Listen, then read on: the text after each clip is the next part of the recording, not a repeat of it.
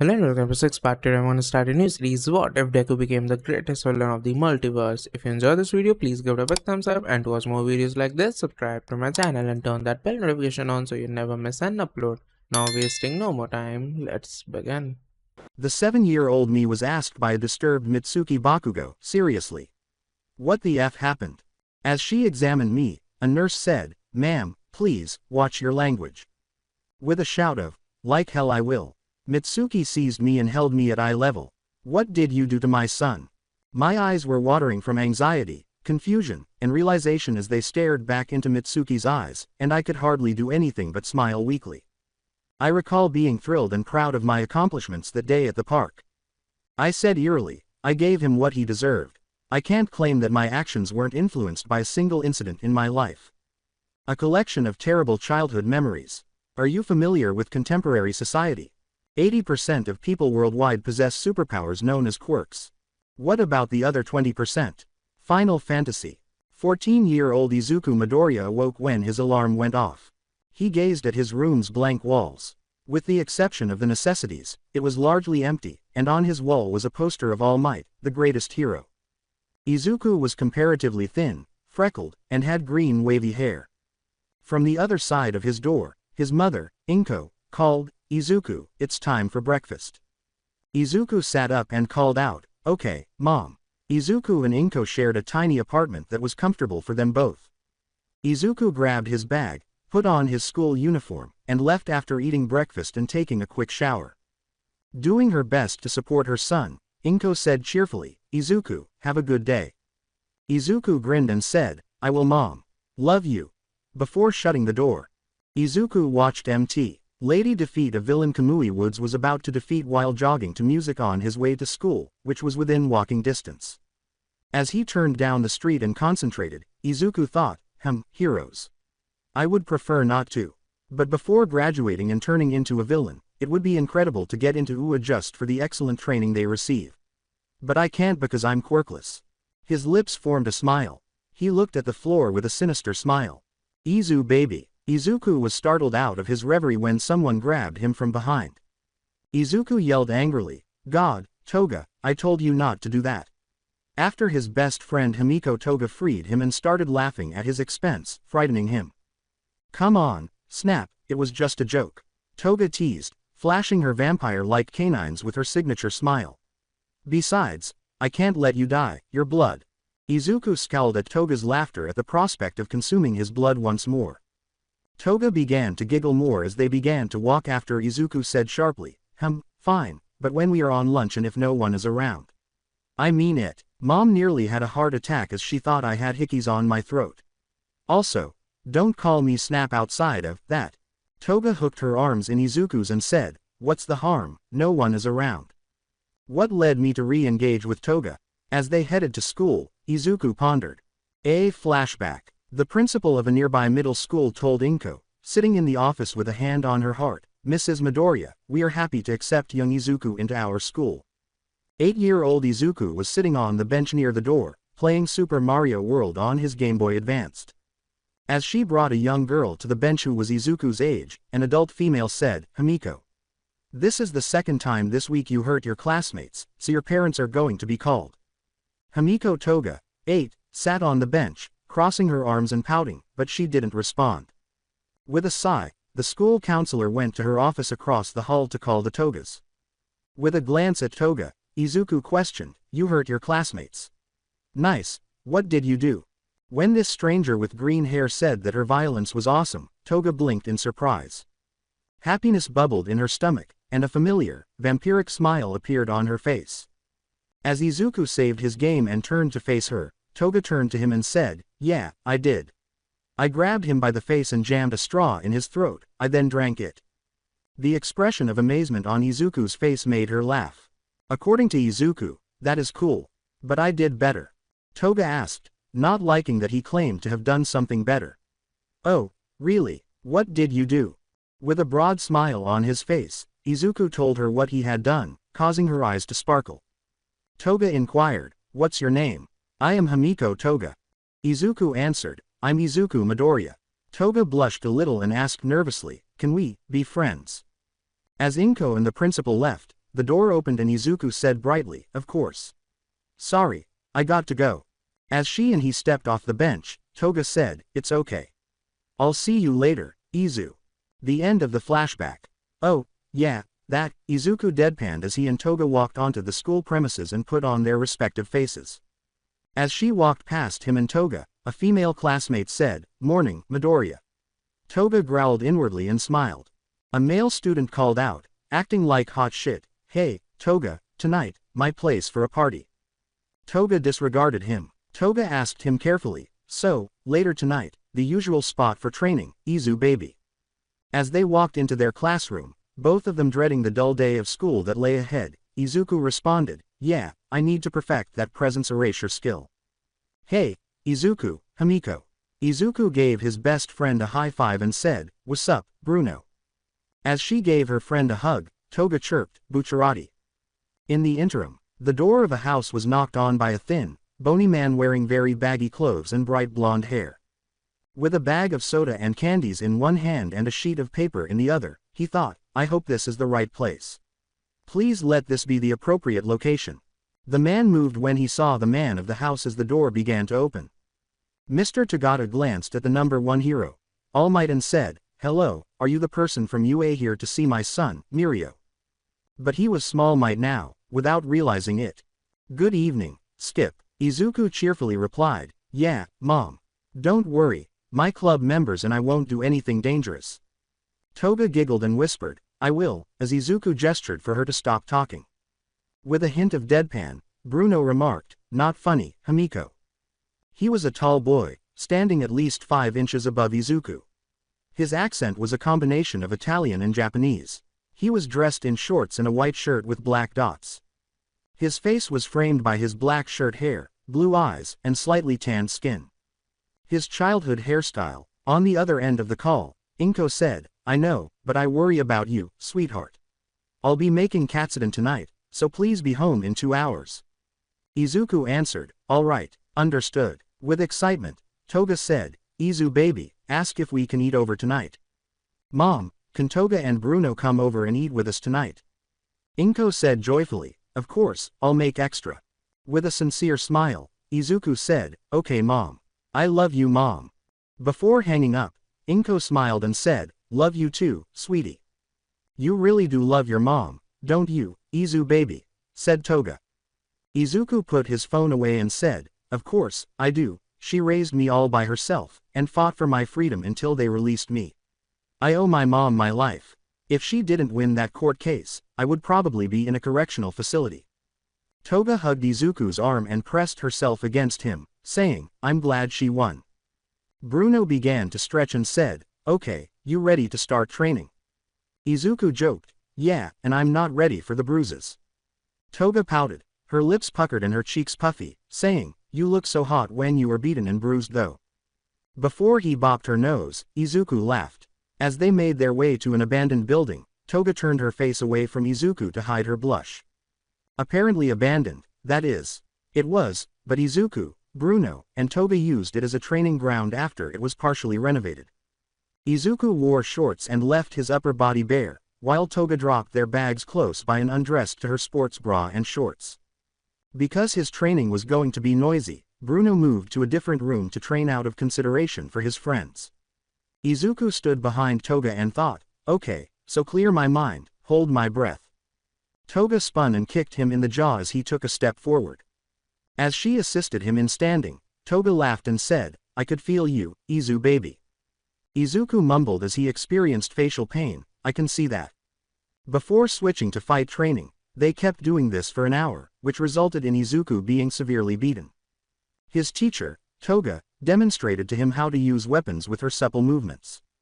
Izuku was quirkless, but he was determined to become a powerful villain. An hour and a half later, the 3 teenagers changed back into their school uniforms and headed to the station. With a radiant smile, Toga sang, "I'm so excited for katsudon." Bruno grinned and said, "Just a regular ball of sunshine as usual, Himiko." Toga said to Bruno, "Yeah, why wouldn't I?" Which made Izuku chuckle, "Come on, zippy fingers, tell me why." Bruno grew grave. Bruno tapped the side of the train window and slid it across, saying angrily and menacingly, don't call me by my name in the public. Before anyone but Toga and Izuku could see it, a zipper materialized and vanished. The slightly menacing Toga, with a pocket knife in her hand, said, "All right, Bucciarati." Before reaching the station and hastily disembarking before reaching Izuku's apartment, they engaged in more brief conversation.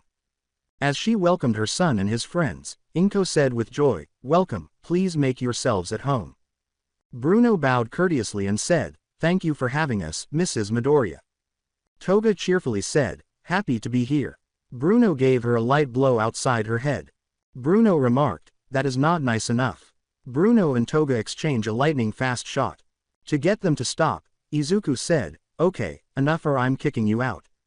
Inko led the teenagers to the table and said, "Oh, guess who I ran into while shopping today, Izuku?" "Who?" As she picked up the food tray, Inko said, "Mitsuki was shopping at the same grocery store." A flashback. Inko gazed at the produce in front of her while pushing the cart. She ended up running into someone else's cart because she wasn't paying attention. In a panic, Inko exclaimed, "Oh, I'm so sorry. I wasn't paying attention." Inko. Mitsuki and Inko exchange glances, both of them surprised to see one another after all this time. Mitsuki. Inko bowed her head and began to pass her, but she felt someone grab her shoulder. She slowly turned her head and saw Mitsuki grinning at her. "Inko, wait," she said. "It's a real one, not the fake one she used. It's been too long, why don't we shop together?" Weakly, Inko said, "Why yeah." Since it had been years since they had spoken, both women were discussing recent events as they browsed the store. "So how are things with your son Inko?" "Oh, you know he is getting better. I think he is doing better now that he has a chance to make friends and even has a little girlfriend of his own." Inko chuckled as she picked up some meat and said, "Oh my, your son is bringing home girls already, huh?" "Yep, I'm so proud of him. It has been a long time since he did stuff like that and I think his past episodes are behind him." Inko replied with a grin. "That's wonderful to hear. Pay attention," Mitsuki said, scowling at her. "I apologize for what happened back then." In an attempt to keep everyone calm, Inko frantically said, "No, it's fine, I understand why you did it just as you understand why I did it. Let's just leave it as mothers fighting for their children, huh?" "That's fine and at least yours is getting better," Mitsuki said with a sigh of relief as my son seems to be getting worse as time goes on. He is bullying other students, using his quirk when he is not supposed to, and worse, threatening to kill and murder people when he is angry. I swear the boy's temper is worse than mine when I was his age." Recalling how Mitsuki was when they were kids, Inko muttered, "True. Which is part of the reason I wanted to talk and explain. I understand now, your son just got tired and finally snapped to get back at mine." Mitsuki went on, "While I don't approve how it happened and what came of it, I just want you to tell him that I understand at least. I'll let him know, but is it really that hard with Katsuki? I remember he was a sweet boy at a time." Mitsuki scared Inko by saying, "Yes, I swear I have had 4 calls a week about his behavior and last week he injured a student so bad that they are asking to homeschool in fear of running into him again and the family is planning on pressing the school about punishing him." They stopped talking about their sons and went shopping, saying goodbye to one another when they were done. Final flashback. Izuku froze for a moment. Bruno and Toga noticed that he was sitting down with a long look in his eyes. Izuku sat down and remarked, "That is interesting. Did she say anything about?" Recognizing that she had triggered a negative memory, Inko answered, "No, she didn't." "I'm so sorry." Izuku looked at Bruno and Toga and was clearly tense. "Mom," he interrupted, "let's talk about this later." As she served their guests, her son, and herself, Inko said sadly, "Okay, sweetie." Izuku took a bite of his katsudon and was clearly happier after eating it. As he gobbled it up, Izuku exclaimed, "You make the best food, Mom." As she began to eat, Inko said, "Thank you, Izuku." Toga and Bruno began to eat. Bruno and Toga yelled, "So good!" together. The meal went really well, and nothing dampened the joyful atmosphere. Bruno and Toga had to depart soon. Bruno gave Izuku a hug and said, "See you tomorrow, Izuku." Izuku answered, "Same." Then he turned to face Toga, who gave him a tight hug and pressed her breasts against his chest. Toga said joyfully, "Later, Izu baby," before releasing him and leaving with a sway in her hips, drawing Bruno's and Izuku's attention to them. Bruno said uneasily, Damn, any dude who gets with her are in for a bloody surprise. He then waved goodbye to Izuku and turned away from Toga. Izuku gave a brief wave in return before going back inside the apartment.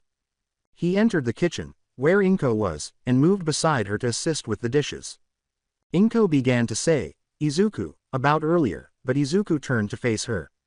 Izuku interrupted, saying, "Mom, don't be too hard on yourself, it was an accident."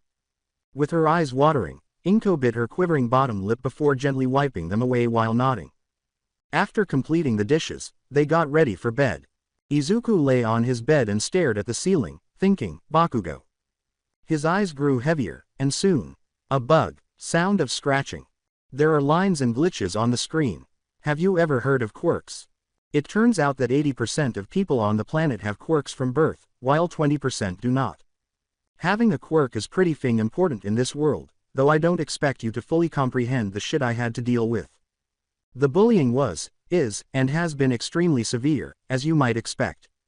Well, for a while, until it quickly ended, I was a victim of bullying. I can still clearly recall the exact moment I snapped. At 7.5, I was. While I was playing in the park, my friend Bakugo and his henchmen stopped by. He begins to insult me as usual. There was the remnant of a candy bar around his lips. This vile child has the audacity to ridicule me, I think. I was staring at Bakugo, who was still threatening me, for a brief, bizarre moment. I'm staring at him without even hearing what he's saying. I noticed a sizable rock at my feet when I looked down while this was happening in front of me. I picked it up and briefly glanced at Bakugo, who was occupied with a conversation and had his eyes closed, to notice this. I turned to face the rock. I spent a minute examining it. I knocked the jerk's right eyeball out of his socket in front of his thugs, making them scream as he fell to the ground after that rock was thrown straight into Bakugo's face. As I laughed at his pitiful appearance, I saw this bully cower and cover his empty eye socket. An adult nearby heard him scream and called for an ambulance. Never in my life had I been happier than I was right now. The villain. Snap came into being in this manner. The school's principal sat across from the parents and said, "Mr. and Mrs. Bakugo, I thank you for coming today." However, his gaze was fixed on the parent's son. Bakugo Katsuki. He frowned as he sat in the chair. Mitsuki asked, bracing himself for the worst, "May I ask why we were called here?" As he opened Bakugo's file, the principal questioned, "Well, where should I begin?" Several death threats to fellow students, physical assault, some ending with burns from small sparks from his palms, and verbal bullying to his quirkless peers to the point that one student was pulled out and is now being homeschooled due to an intense fear of your son. Need I go on? Embarrassed, Masaru Bakugo said, "No, we understand." But Mitsuki's anger was boiling up inside of him. The last time, didn't he learn his lesson? She looked at her son and thought angrily. Bakugo angrily retorted, "I didn't do anything excessive. They are all." Young Bakugo. The principal coolly cut Bakugo off. "I have heard rumors that you plan on attending Ua High, the most prestigious hero school. Is this true?" Bakugo stared bewildered at the principal. Bakugo thought, okay, he changed the subject, and then he grinned. "Of course, I plan on going to Ua. Because I plan on being the best hero." The principal rested his elbows on his desk and folded his hands. "And how do you plan on doing that if you are not allowed to attend Ua?" "What was that?" Bakugo yelled out. Unfazed, the principal turned to face the irate teenager. "I contacted Ua, and informed them about your history. They were appalled, and were going to outright ban you from their exams, but I was able to convince them to give you a chance." To the fiercely irate teen's dismay, the principal was explained. "But this chance is lost if you cause any more trouble. One more problem, and UA will ban you from their exams and they will contact all the other hero schools to keep you from becoming a hero." Bakugo yelled, "That is not possible. Not to mention unfair." The principal said, "What is unfair is you being granted such an amazing power with a bad temper. So, are there going to be any more trouble, Katsuki?" With a bow, Mitsuki and Masaru said, "Of course, sir, he will behave and he will apologize to all the students." Mitsuki made her son bow by placing her hand on his head. The principal said politely, "Thank you, that is all I wanted to talk to you two about. Have a good day."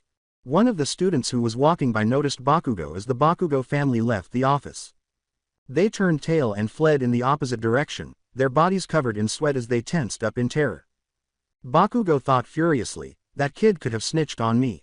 He started to move, but his father's hand on his shoulder stopped him. Masaru asked his son, "What do you think you are doing, Katsuki? Surely you don't plan on hurting that kid?" With sparks in his hand, Bakugo clutched his father's wrist without saying anything. "Take your damn hand off me," he said, glaring at Masaru. "Shitty old man." Fear in his eyes, Masaru released his grip. But Mitsuki stopped Bakugo's rampage with a single mom kick, sending him into one of the lockers. Mitsuki said, "Listen here, you little bastard. You are going to clean up your act, right now. No more violence towards your classmates or else I'll shove my foot up your ass." Bakugo yelled, "As if you could, you bitch." Mitsuki struck Bakugo's head with her fist against the locker. Good thing I can control myself, or else your left eye would be the same as your right, fake," said Mitsuki. With a snarl on his face, Bakugo's eyes grew wide with anger as he clutched his right eye, which had a scar above a prosthetic eye that had been surgically affixed to his brain by a physician by the name of Trafalgar Law, who had a medical quirk known as Operation. Dr. Law used his peculiarity to carefully attach the mechanical eye to his working nerves because some of the nerves were severely damaged. Bakugo growled, "You bitch." Mitsuki left her son leaning against the locker and said, "Clean up your act before you come home." "Come on, dear." Masaru passed his son without even looking at him. An image of Izuku flashed through Bakugo's mind as he shook with anger and slammed his palm into the locker, blowing it up with his quirk. Before Bakugo started to go home, he thought, "That little bastard. He is solely to blame. That bitch is dead the next time I see him." In the interim, as Bruno and Toga sparred, Bruno questioned, "So, you guys ready to make our debut?" Naturally, the three outcasts were training at their training ground. As Izuku shut down his phone, he stated, "I believe so. Mom said she was going over to her parents' house for the night, so I can be home late." As she stopped Bruno's strike, Toga said, "My parents usually are at work when I get home, so I don't mind if we do it tonight."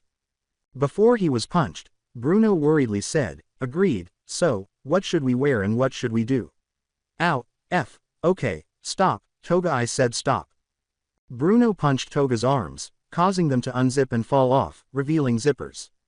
With a scream of, "Ah shit," Toga felt pain. Bruno picked up the yelling teenager's arms and put them back on, saying, "Calm down, I made sure they are still alive."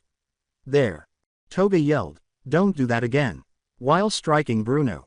He handled it quite well. Izuku took out his hero notebooks and said, "Since we don't have any real gear, I think simple sweaters and sweatpants would suffice for clothing, and for what to do, I think a robbery would suffice." In all, there were more than 10 books, many of which contained information about Japan's heroes that Izuku had committed to memory. As he prepared, Izuku said, "These are going to be useful, but since it is going to be small, we will probably only face the police. Once we get more experience, then we could start doing the big jobs." Bruno sat down and got some water, saying, "Agreed." Toga chirped, "Okay," and took a seat. "But what about?" Izuku and Bruno said together, "No killing." "Boo." Toga gave them a thumbs down in a childish manner. "I was thinking we hit the bank in the old town area." Izuku said, "It has been renovated into more of an elder care area, so we won't have to fight heroes if everything goes correct. It will be an easy in and out." Izuku produced a map of the region. Bruno and Toga stood up and joined Izuku as he circled the building, saying, "This is the bank right here. So, using Bruno's zippers, we can get in the building and the vault without brute force. Then we will steal some cash and then leave the same way. If the police are called, then we can have Toga take the form of a civilian and use her as a hostage while Bruno traps the cops with his zippers or creates an escape route." Toga questioned anxiously, "Sounds like a solid plan, but what if a hero shows up?" Izuku said, his face displaying nervousness, "Then we fight. And if we get overwhelmed, then we flee, leaving the cash, and when far enough, we will scatter." Bruno began, "But you are." Izuku laughed it off before taking it seriously. "I know being quirkless leaves me at a disadvantage, but I have been training my body since we started planning this 4 years ago. But, if I am caught, don't try to rescue me. Abandon me." As Toga gave Izuku a hug, she said, "Never. If you go down, then I am going with you." Bruno grinned and said, "Same with me, Izuku. I won't abandon my leader just because you tell me to." "But, you guys," Toga interrupted, pinching his cheek, saying, "You aren't going to win, Izu baby. Just accept it already." Izuku said, "Okay," in defeat, feeling content inside that he had such wonderful friends. "So, be back here when it's dark with your stuff, then we are heading out." "Yeah," exclaimed Bruno and Toga. "Skip." As he left his home, Endeavor said, "Shoto, I am going out." He received no response from his youngest son. With a suitcase in hand and dressed in civilian clothes, Endeavor thought, stubborn child. The only sources of light were the street lamps. In the vicinity of his hero agency, Endeavor strolled past the community of senior homes. It wasn't a call tone when his phone rang. The tone was one of villain alertness. He opened his phone and saw where it was. In there. As he gazed at the bank across the street in the neighborhood, Endeavor thought, "Well, it's time to leave for work." Endeavor had changed into his hero costume and was on his way to the bank in a flash. Within the bank, as Toga packed cash into a duffel and zipped it closed, she swore, "Shit, shit, shit." Before passing through the zipper Bruno had made. Sweatpants, medical masks over their faces, sunglasses over their eyes, and hooded sweaters over their heads were all worn by her, Bruno, and Izuku. "You idiot," Bruno yelled angrily, "I told you to be careful." Toga yelled, "How was I supposed to know that there was going to be a beam?" Referring to the detectors in the security alarm system. "So, a trio of small fry." When the trio heard Endeavor, who was also unimpressed by their appearance, they froze. Izuku yelled, "Scatter." As they fled, Endeavor responded quickly, enclosing them in a wall of fire. As he approached them, Endeavor said, "You punks aren't going anywhere. I'm sending you all to jail." Izuku frantically searched for a way out, thinking, "Shit, our escape routes are blocked." Endeavor. The hero of flame. Limitations. Excessive water content, based on my best guess. As he approached the teenagers, Endeavor asked, "What's wrong? Not going to fight me?" "Toga," Izuku muttered resolutely, and Bruno and Toga could hear. "I need you to distract him. You don't have to deal damage, but get him to look away from Bruno and I." With a smile on her masked face, Toga pulled out a knife and said, "Okay." She took a step forward, laughing to herself. Izuku muttered, "Bruno, I have an idea, but you have to listen to me." Toga confidently walked up to Endeavor, who was perplexed. As he readied himself for combat, Endeavor reflected, in any case, this thief will fail, like the rest. He wasn't prepared for a duffel bag of cash to materialize in midair between him and his opponent. When Endeavor batted the bag away, Toga was gone. As she stabbed into Endeavor's shoulder, using her weight to pull his head back and block his view of Izuku and Bruno, Toga whispered in his ear, "Surprise." Toga jumped off the hero as his fire turned into a funnel to help her escape as she felt the fire around him intensify. Endeavor heard a figure sprinting in his direction. When he turned around, he saw Izuku charging at him. As he punched Izuku, Endeavor thought, "Simpleton. Brave or stupid, it is never a good idea to just rush your enemy without a plan." Izuku took hold of his arm. Bruno emerged from it with his arm drawn back, and Izuku gasped, his stomach in excruciating pain, as a zipper appeared from the top of his head and went down to his left hand. "Who said I didn't?" Izuku asked. "Ari," he shouted, striking Endeavor in the throat, a zipper appearing. "Ari." He hit the opposite side of Endeavor's neck, causing the zipper to spread even more. "Ari." With a punch to the opposite side, Endeavor's neck was completely encircled by the zipper. Bruno yelled, "Arrivederci," as he struck Endeavor in the face, causing his head to fall off his shoulders and his body to sag because his head was still alive. "What's this peculiarity?" Before Toga trampled on his head, he yelled as his flames faded. "Is it none of your business?" Before kicking the hero's head across the alley, she laughed. "Are you all right, Snap?" Bruno worriedly asked Izuku as he pulled it out of the zipper, causing it to vanish. Izuku began to say, "Yeah, zippy fingers, before throwing up. "Never." He threw up once more. The sound of sirens grew louder. Bruno shouted to Toga, "Come on, Typo, let's go." "Okay Zippy." As he finished emptying his stomach, Izuku yelled, "Also, reattach the head after knocking him out." Toga let out a groan. "You sure I can't? Don't kill." Toga said, "Well, all right," as she approached Endeavor and lifted his head. "Sorry, we need you to go to sleep." Before he was unconscious, she repeatedly slammed his head into the concrete, breaking his nose and then his skull. She did this as forcefully as she could. When they were done, Toga put his head back on, and police officers were beginning to move into the alley. A voice that had been disembodied said, you seem to be in trouble. Let me help you out. Before the police could see them, a black-purple warp materialized beneath the teenagers and sucked them in.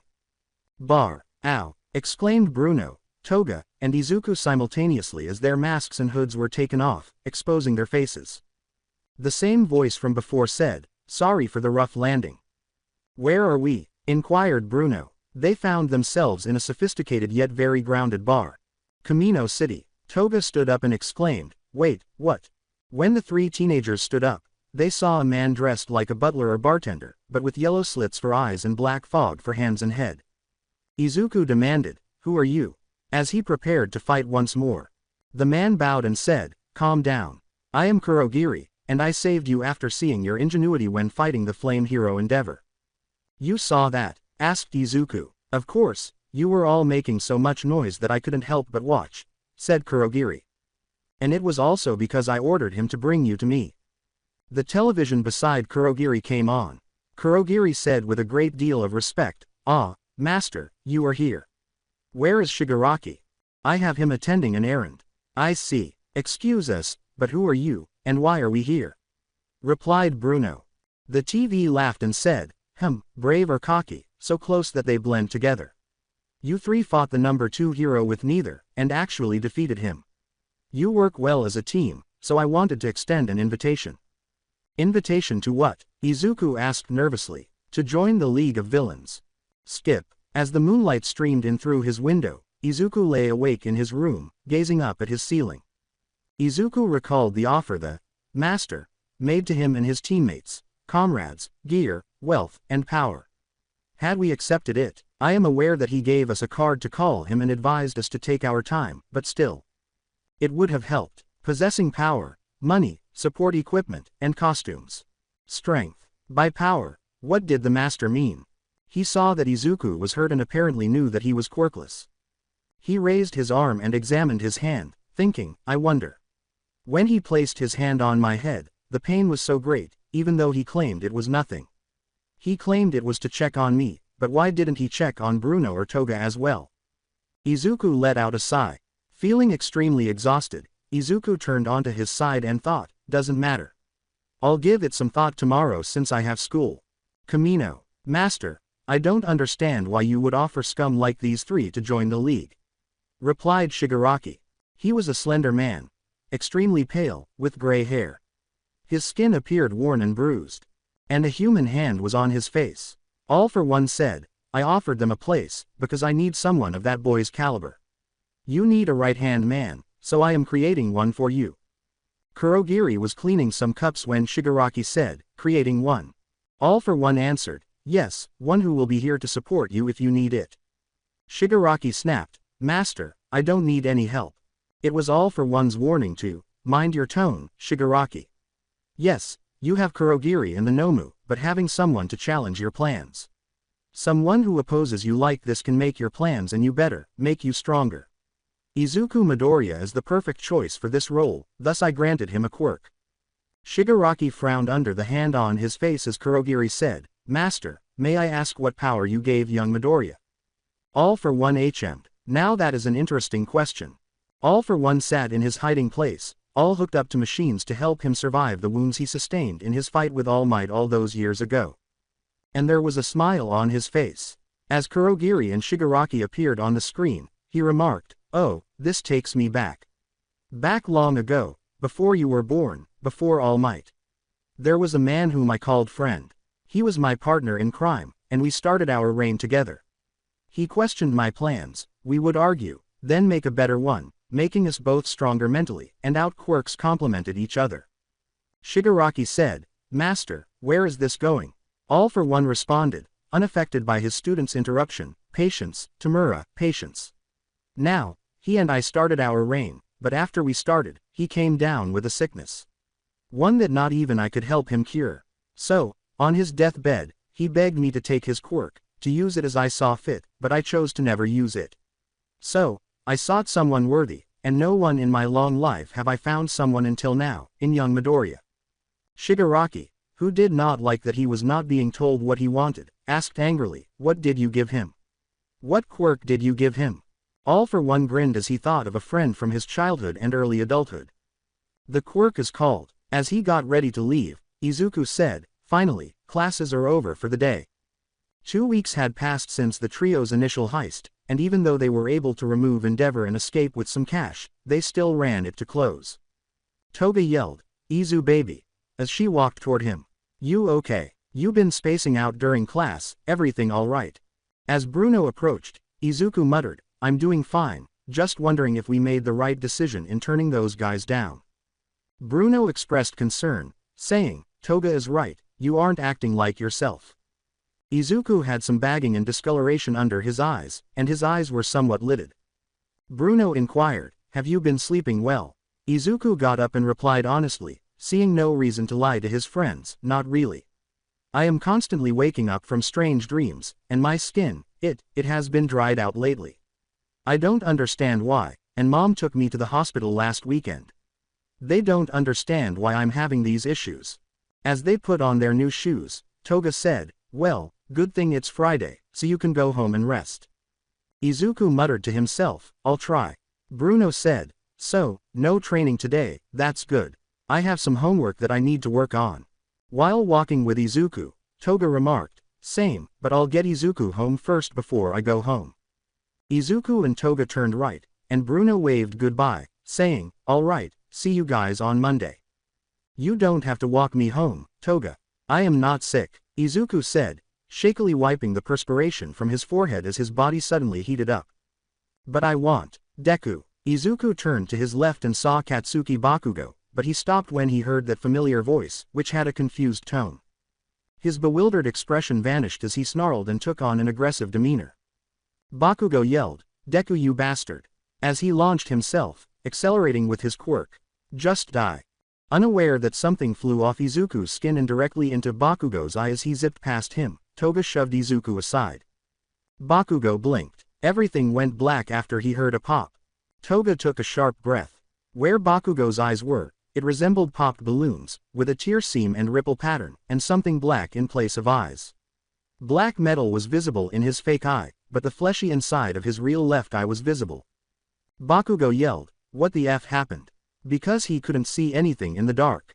"What the F did you do to me, you bitch?" Toga grabbed Izuku and they fled, leaving the irate blind blonde teenager to yell until his sight returned. Toga knew that fighting Bakugo now would not be a good idea because they were in the open and would be arrested. "Okay, I think this is far enough," Toga blurted out, her training causing her to breathe heavily. "Izuku, what happened?" Izuku questioned, perplexed. What are you talking about?" As she assisted Izuku in sitting, Toga said, "That guy said something about, what did you do, so did you do anything?" He was drenched in sweat. Leaning against the wall, Izuku remarked, "I did nothing, so we are lucky he didn't chase after us." "God, I don't." His face was hot and red as he leaned into Toga, breathing heavily. "Izuku," Toga yelled, drawing a nearby physician's attention. The man said, "Hey, what's wrong?" Toga worriedly remarked, "I don't know, but he is burning up." The doctor opened the door for Toga and Izuku to enter and said, "Here, get him inside, I'll take a look at him." After assisting the doctor in getting Izuku on a gurney, Toga saw his name tag and helped him enter the cooler building. "Law, Dr. Trafalgar." Toga gasped when she saw Dr. Law. "I know you. You are the grandson of the youthful heroine, Recovery Girl." "Yeah, but forget that now. I need space. Please go to the other room while I try to figure out what is going on with your friend." Law replied by pushing Toga out. As Law examined Izuku, Toga was compelled to leave the room. As Law put on gloves and picked up a scalpel, he thought, a high fever, his skin, it feels dried out. This triggered his quirk, Operation. "I apologize, but I need to look deeply inside to find the answer." In the interim, Bakugo's sight returned, and he blinked. What did that girl do? As he regained his bearings, he thought angrily, "I intend to murder them both." "Hey, you all right?" Bakugo ignored the person who had asked the question and stormed off. The place of Law. As he sipped his coffee across from Toga, Law remarked, "Okay, it seems he was just overexerting himself. I could find nothing wrong with him besides his dried out skin and the signs of tiredness." Toga said, Okay, so will I be able to take him home? Why is this taking place? Is it because Izu baby was touched by that master? If he is the reason behind this, what did he do? And what was it that had earlier attacked that bastard? There are no answers to any of these questions. Professionally, Law replied, yeah, you can take him home, but he needs to sleep. And make sure he moisturizes his skin. I was able to restore it somewhat, but it will severely hinder him if he doesn't take care of himself. Before she lifted Izuku on her back, Toga bowed and said, okay, thank you, doctor, have a pleasant day. Law observed their departure. So, Law thought, scratching his head, All for One is up to something. The child must have acquired a quirk based on the new signals in his brain and the chemistry of his body. I ought to let All Might know. No, I might be overanalyzing this. Even though I was the one who closed that wound, I still feel this way. Law trembled. If this feeling doesn't go away, I'll say something. Wait, I don't even know the kid's name. Skip. After Toga and Inko had finished wiping the perspiration from his body, Izuku moaned in his sleep as they tucked him in. I'll call the school and let them know Izuku will be out sick. Inko murmured. Toga gave a nod. Hamiko. Yes. As they departed Izuku's room, Inko said, You okay? You seem puzzled. Toga responded with a half-truth. Yeah, it's just, the last few days, Izuku has been fine, just that today he suddenly seemed very ill. So, I am worried on how he got sick, and if it will affect me and you. Inko reassured, Oh, don't mind me dear. Now, you want a ride home? Not wanting to disturb Inko too much, Toga replied, No, I can take the train. Thank you for the offer. As she picked up the phone and waved goodbye to Toga as she walked away, Inko said uncertainly, Okay. To her parents' dismay, she arrived home in less than an hour. Toga picked up her cell phone after finishing her homework. Hello, Bruno, we had an issue today, and I think Izu baby has been given a quirk. Toga said. Meanwhile, Bruno couldn't believe it. However, his expression darkened. All right, tell me everything, from the beginning. That evening, Izuku rolled around. He was having trouble breathing, his skin was so dry that it was peeling off, and he was covered in layers and layers of sweat because he felt like he was on fire. Dream, you sure about this? Before I looked up, a young adult confidently said, Yes, I am. With our power, we can rule the world. We can make our dream a reality. Unfortunately, I was unable to assist in realizing this dream of ours. Cancer was eating away at my cells, leaving me bedridden and coughing up blood. The previous individual, who was now a few years older and appeared more mature, pleaded, Please, hold on a bit longer. I am sure I can find a person who can. Who can help you? I gave a feeble smile. I grinned as I raised my slender, weak limb. I might not be able to help you, but my quirk can still help you. Take it, use it, and achieve our dream.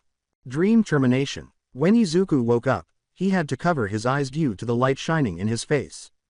Izuku grimaced as he thought, What the F, before realizing that he was in pain. There were patches of dry skin beneath him and his blanket. As Inko cautiously opened his door and discovered him awake, she said, Izuku, are you up? Inko saw him sit up painfully. Inko saw the skin peels still attached to her son's body and yelled, Stop moving. As she rushed to him. Mom, Izuku had a feeble huff. Please, bathroom. As she helped him up, Inko said, Sure, sweetie. They then headed to the restroom. Inko, who was quite alarmed by this development, swept the dead skin while Izuku was going about his business. Kamino. Kurogiri said, Master, are you sure young Midoriya will return to join us? A female employee asked, Yeah, what makes you so confident? Her long red hair was tied in long braids, and she had a tan complexion and an athletic appearance. She was dressed in a maid uniform with short sleeves, long black gloves, and a skirt with a long slit on the left side that exposed white stockings that reached her thighs. She had golden eyes, a red wolf tail at the base of her back, and a beanie covering 2 wolf ears on her head. This was Lupus Regina Beta, the League of Villains, villain and bartender. The response from All for One was, Beta, Kurogiri, I am confident because I am building the perfect person to be who my friend was for me, but for Shigaraki. But why go through all the hassle? Beta complained, her cheeks slightly puffed out, behaving like a 19-year-old child. All for One spoke with a hint of vulnerability when she said, Because I see Midoriya as a modern version of my friend. He made me stronger, and I want the same for Shigaraki. He will benefit from this, or else he will be in trouble during future endeavors. Kurogiri said, I understand. To which Beta replied, I still don't. Like, how are you going to turn him into your friend? All for One didn't answer right away. He whispered, we started this path, because we had one bad day. Master, Kurogiri and Beta questioned anxiously. Never mind, but regarding young Midoriya, he won't see any other option but to join us upon receiving his bad day. I have been working on a plan. Skip. As Bruno assisted Izuku with his homework, Izuku sat up and looked at him, saying, thank you for coming, but you really didn't need to. No classes because it was Saturday. Bruno said, I don't see any reason why I can't help you. I mean, your mom won't be home until she gets done grocery shopping, so why let you suffer? Izuku said irritably, I get it, no need to get mushy, Zippy. A headlock was placed on him. Is this mushy, Snap? Bruno inquired, feeling as though his generosity was being snubbed. Okay, I give. Izuku tapped Bruno's arms in a gasp. Bruno smirked as he let go of his friend, and Izuku gave him a fierce look. Bruno inquired worriedly, okay, but seriously, are you alright? Izuku looked at his arms and legs and said, yeah, I'm feeling better. My skin isn't flaky anymore. They heard the front door open, and Bruno leaned back in relief. From the front door, Inko called, Izuku, I'm home. Bruno called out, okay, Mom, Mrs. Midoriya. Izuku and Bruno replied. As Inko prepared dinner and allowed Bruno to join them for dinner before departing, Bruno assisted Izuku with his homework. While doing the dishes, Inko hummed a song. Izuku remembered to remind her, Mom, make sure the stove is off. Because it's janky and sometime releases the gas. Inko grinned and said, I know, son. You don't have to remind me. He then unintentionally turned the switch back on. Izuku grinned as he went to sleep, unaware of this. Izuku thought, good thing it's the weekend. He dozed off, but was rudely awakened by the sound of a window smashing. Izuku forced himself to get up and opened his door to find his house being looted by a group of people. Mom, he thought frantically. Izuku, hold on. Avoid irrational behavior. All I have is my mom locking her door, so they won't do anything. Wiping her sleep-stained eyes, Inko said, Izuku, did you drop something, as she left her room? One of the burglars uttered the words, shit. We have to leave this place. What? As she became more conscious and realized that she was speaking to someone other than her son, Inko said. The group's female member, one of the three, ducked around Inko and seized her. Without sensing Izuku's presence, the woman said, sorry to wake you, but you need to go back to sleep. Izuku pulled his arm back, grabbed the woman, and used all of his strength to punch her in the throat, causing her to release Inko and flee. She has a child, said one of the men. Stop them now. Using his agility, one of the two men leapt and blocked their escape path. Then, he revealed that his hands were gun barrels, with a revolver in the middle. Fear gripped Izuku's heart as he covered Inko. All right, woman, kid. There won't be any problems if you go over there, the person said. Go on. Izuku and Inko made their way to the kitchen.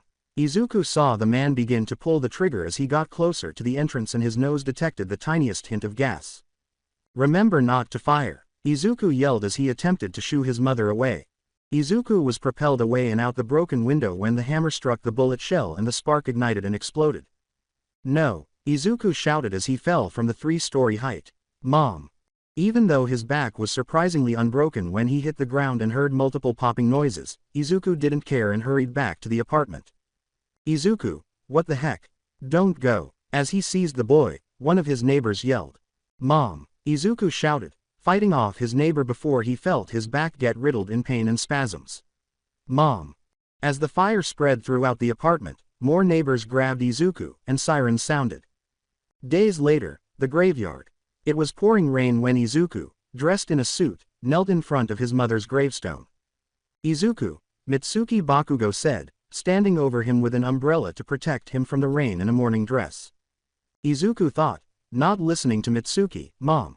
A flashback. Hours later on the day of the explosion. Izuku sat in the police station, his pupils dilated and his eyes wide. What were you saying? Izuku asked, trying not to panic. As you said, there was no robbery because the officer said, there were no other bodies found beside your mom's kid. indicating that there was a gas explosion. No, a robbery took place. I know I was there. Izuku yelled, slamming his hands on the table. Izuku's outburst was ignored by the officer, who said, "Kid, calm down." In addition, Izuku Midoriya, I remember you. You were laughing when you threw a rock into a child's eye when you were 7 years old. Before the court decided to release you, your mother, Inko, pleaded for 6 months. I therefore think you were responsible for this explosion because of the words of an unstable teen with that kind of background. Izuku's stability was a thin, frayed rope that unfurled and broke. Izuku committed the man's face, physique, and last name to memory. As he glared at the officer, Izuku thought, Yasamari. A menacing smile appeared on his lips and appeared to spread across his cheeks as he began to move. Yasamari, that's enough. Yasamari fell out of his chair after a female police officer named Saya yelled, "We are going to talk to the chief about you antagonizing Midoriya." She did this by slapping him upside his head. Izuku paused as he recognized this woman, his shattered smile fading. Izuku recalled, she is the one who was at the park that day. Saya was physically fit for her job, with black eyes and brown hair, and she was of average height. Now, for you, Midoriya. Saya turned to face him and said, I understand that you are devastated, losing a parent is never easy. However, we won't be able to prove it was a robbery without proof, so it will be ruled out as an unintentional gas explosion. Izuku shuddered. It wasn't out of anger, terror, or sorrow. For he was grinning and laughing inwardly as he roared with laughter as he left the police station, as if he had just walked out of the funniest comedy show. The end of the flashback. Izuku got up and made up his mind. Izuku, Mitsuki repeated, startled by how abruptly he got to his feet. Izuku said, yes, without even glancing at her. Since Inko is gone, you can live with my family. Izuku interrupted, turning and bowing to her, saying, sorry, but I already have a place to stay. I'm sorry to make you come, especially since I took your son's eye. He rose, his hair covering his eyes, and left Mitsuki's umbrella, his suit immediately soaking as he braved the storm. His face was damp from a combination of his tears and the rain, and it was determined and harsh. As he walked to his new home, Izuku thought, I will get vengeance for you, Mom. When Izuku showed up at their door, Mrs. Bucciarati said worriedly, Izuku, you should bathe, you are soaked to the bone. He removed his wet shoes and said, okay. When Bruno showed up, he gave Izuku some towels. With concern, he said, use these to walk on, lessen the water you track in the house. After grabbing the towels, Izuku headed to the shower. Izuku entered his new room without any personal belongings after taking a shower and putting on some of Bruno's clothes until he could get new ones of his own. He took out his brand new phone and the card that Kurogiri had given him. After his one bad day, Izuku Midoriya, also known as Snap, made a choice that altered not only his life but also the lives of his teammates. Bakugo residence. Sitting in the living room, Mitsuki gazed at a picture she was holding. It included Izuku, Katsuki, Inko, Masaru, and her. Katsuki and Izuku were 5 years old when the picture was taken, so it was an old one. Inko, Mitsuki thought sorrowfully, about to burst into tears. I apologize for not being able to stop this before it started. 2 days, she recalled. The first occurred when Katsuki and Izuku were 7 years old. She was at work when she received a call from the hospital telling her that Izuku had thrown a rock at her son's face, causing him to lose his eye. When Mitsuki saw Izuku's broken smile and heard his broken laugh when he explained to her why he had attacked Katsuki, she screamed at him and ran to the hospital, feeling a wave of guilt and terror wash over her. The second occurred 6 months after Izuku was committed to a juvenile mental health facility. Inko had been fighting for the liberation of Izuku. Before the court's last session, Mitsuki had met up with Inko and yelled that Izuku was a monster. Inko, the kind but awkward Inko Mitsuki grew up with, lost it and claimed that Mitsuki's poor parenting was to blame for the incident. Inko's son had lost his temper because she had failed to discipline him. When Masaru arrived home from work and noticed Mitsuki quietly crying, he asked, Mitsuki? Yes, Mitsuki asked, attempting to cover her tears before he could see them. Masaru took a seat, relaxed, and gave his wife a hug. Mitsuki clenched her husband and sobbed without speaking to her. When Katsuki descended the stairs, he entered this scene. He said rough, what's wrong, old hag? Someone die. With his wife choking a little, Masaru replied, Inko Midoriya just passed away. It was a gas explosion, and Izuku survived. Katsuki smirked after his eyes widened. He whispered, so, Deku is finally alone. This was heard by Mitsuki. Katsuki took a step back as Mitsuki turned her tear-streaked face to face her son and said, "You won't go near Izuku, Katsuki." Her eyes were emotionless and icy. "If I hear you did anything to him, you will have no home to call yours." As he went upstairs, Katsuki complained, "Tisk, stupid bitch." Bucciarati residence. As he, Toga, and Izuku sat in his room that evening, Bruno asked, "Are you sure about this, Izuku?" For the umpteenth time. Izuku looked at the business card he was holding and said, "Yes. This is for the best. We need to join them. As we are now, we are too weak." Sure, Endeavor was taken out easily, but that is because he had no idea of your quirk, so it was a surprise attack. Bruno paused and said, "But, still, if we join this group, we will probably have to kill." With Izuku, there was a tense silence. He looked up, his eyes obscured by his hair. Images of the explosion, his mother, and the burglars flashed through Izuku's mind as he said, "I know. But with everything, I am all right with taking a life if it means I can survive."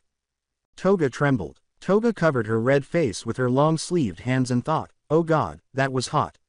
I want to watch him bleed like this." "Izuku," Bruno thought anxiously. "I understand that you lost a lot, including your history, but—" Bruno got to his feet and looked down at his closest friend. "Izuku, I will follow you, even if I have to wade through a sea of blood." Bruno said, "But only if you can prove to me that you are dead sure this is what you want." Izuku got to his feet. He looked Bruno in the eye, and neither of them wanted to concede. "Bruno, if I wasn't serious, then I would have never suggested this." Izuku responded, "But, after that night, I don't see any other way. So, I'll give you this chance. Come with us, or step back, and we leave you behind, all our planning and the years spent together vanishing in an instant." Bruno winced a little, but remained composed. Bruno said, "That isn't an answer to my question, Izuku." There was no sound. Izuku took his hand out of his pocket. He had a pencil in his hand. With an intense and curious expression in his eyes, he said, "You want proof of me being 100% okay with this?" That pencil missed Izuku's carotid artery by 1 millimeter before Bruno could respond. His blood spurted through the spaces between the wood and flesh, and Toga's eyes widened. With pleasure from pain in his eyes, Izuku said, "How about this, Bruno?" In a voice that was choked with agony. "Does this answer your question?" Bruno scowled. Bruno said, "Yes, that shows you are sincere and I will follow you, Izuku." Then, as Izuku began to collapse, he became alarmed. The loss of blood was severe. Who knew, really? "Izuku," Bruno yelled as he snatched up the pencil, yanked it out, and hurriedly used a zipper to close the wound. Bucciarati Bruno. Strangeness. Transmutation of zippers. Bruno can make anything into a zipper with his fingers, palms, or fists. These zippers, however, are made from the object they are attached to. Thus, if he touched a rock with it, it would change into a zipper, just like in Fullmetal Alchemist. He can leave a zipper open for as long as he wants, even while he's sleeping, and they disappear when he wants them to. Bruno propped Izuku up while Toga pouted and said, "Oh, why did you stop the bleeding?" Bruno asked mockingly, "You wanted him to die." Toga watched as Bruno carefully picked Izuku up and carried him to his room. When Toga was by himself, he picked up the bloody pencil and began to lick it. As Toga grinned, pencil smearing her lips and tongue red with Izuku's blood, she thought lustfully, "Izu baby." Toga unconsciously triggered her quirk in her lust, causing a gray substance to seep through her pores and cover a portion of her face and body. A portion of her body and face belonged to Izuku, while the other portion was her own. Toga Himiko. Strangeness. Change. She can become someone else if she consumes their blood. It lasts longer the more blood she has. A cup lasts for about a day. "Izu baby," Toga yelled in her head. As she bit the pencil violently to prevent the sounds of the moans she was suppressing from echoing in her throat, she gasped and felt weak in the knees. "I will need to change my underwear," Toga thought as she got to her feet, smiling contentedly. "I'm sorry, Bruno, but no." Toga departed, her lust never going away until the wee hours of the morning. In the meantime, Kamino. As Beta finished changing her clothes, she exclaimed with joy, "Gya, that was fun." Kurogiri washed another glass and sighed. As Kurogiri watched Beta begin cleaning tables, he thought, she is so strange. A flashback. As he examined the 3 robbers he had rescued a few days prior, who were now fully recovered from their explosion-related wounds, Kurogiri remarked, "You 3 did well." The Midoriya family was the target of their robbery attempt. The woman insisted, "Why did you bring us here, Mist Guy? We are thankful you saved us, and gave us the money, but I did not sign my team up for a near-death experience. You said that the house would be empty." Kurogiri activated Warp Gate and remarked, "About that, we lied. But for the trouble, we have a gift for you. Beta, kill them." With a savage grin on her face and her fangs and claws exposed, Beta leapt out of the gate. She quickly and precisely severed 3 throats, taking a shower-like bath in the blood that spurted from their necks. When Beta noticed that her clothes were covered in blood, she complained, "Oh, their blood ruined my outfit." Kurogiri reminded her, "You have a spare." "Oh right," Beta said, brightening up instantly with rainbows and smiles. As the 2 of them made their way back to the bar, Kurogiri thought, "This girl may be your daughter Jabra, but she does not take this seriously." The end of the flashback. Kurogiri thought, "It's like she changes her mood like a dog. Her quirk makes it easy to believe." Kurogiri. The greeting from Kurogiri was, "Evening, Shigaraki." "Hello, Hands." Shigaraki glared at Beta, who gave him a joyful smile before his expression turned twisted with rage and hatred. "Die, bitch," Shigaraki growled. "What did you say?" she asked, flexing her claws as her nails turned into claws and fur began to cover the back of her hands.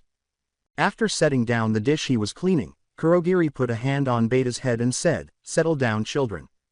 Beta growled at Shigaraki, who ignored her and sat down. Shigaraki said, "Shut up or I'll put you down, mangy wolf." Kurogiri grabbed Beta by the collar of her shirt. In an attempt to maintain harmony, Kurogiri said, "Settle down, Beta. He is just messing with you." Beta crossed her arms and sighed. Kurogiri remarked, "Good girl," and then pushed her to complete her task. As Beta listened to Shigaraki and Kurogiri discuss the plans, she kept cleaning. Sadly, none of them lived up to expectations. Kurogiri said gratefully, "Okay, Beta. That's enough for the night. Thank you for your help." Sincerely, having a coworker to help with bar maintenance made him happy. With a shrug and a glare at Shigaraki, Beta moved to the back and changed into casual clothing. She emerged sporting an open jacket, a crop top that exposed her midriff, tight leather pants, knee-high boots, and a beanie. Beta grinned at Shigaraki's trembling form as she picked up her bag and walked away, saying, "Later Kuro."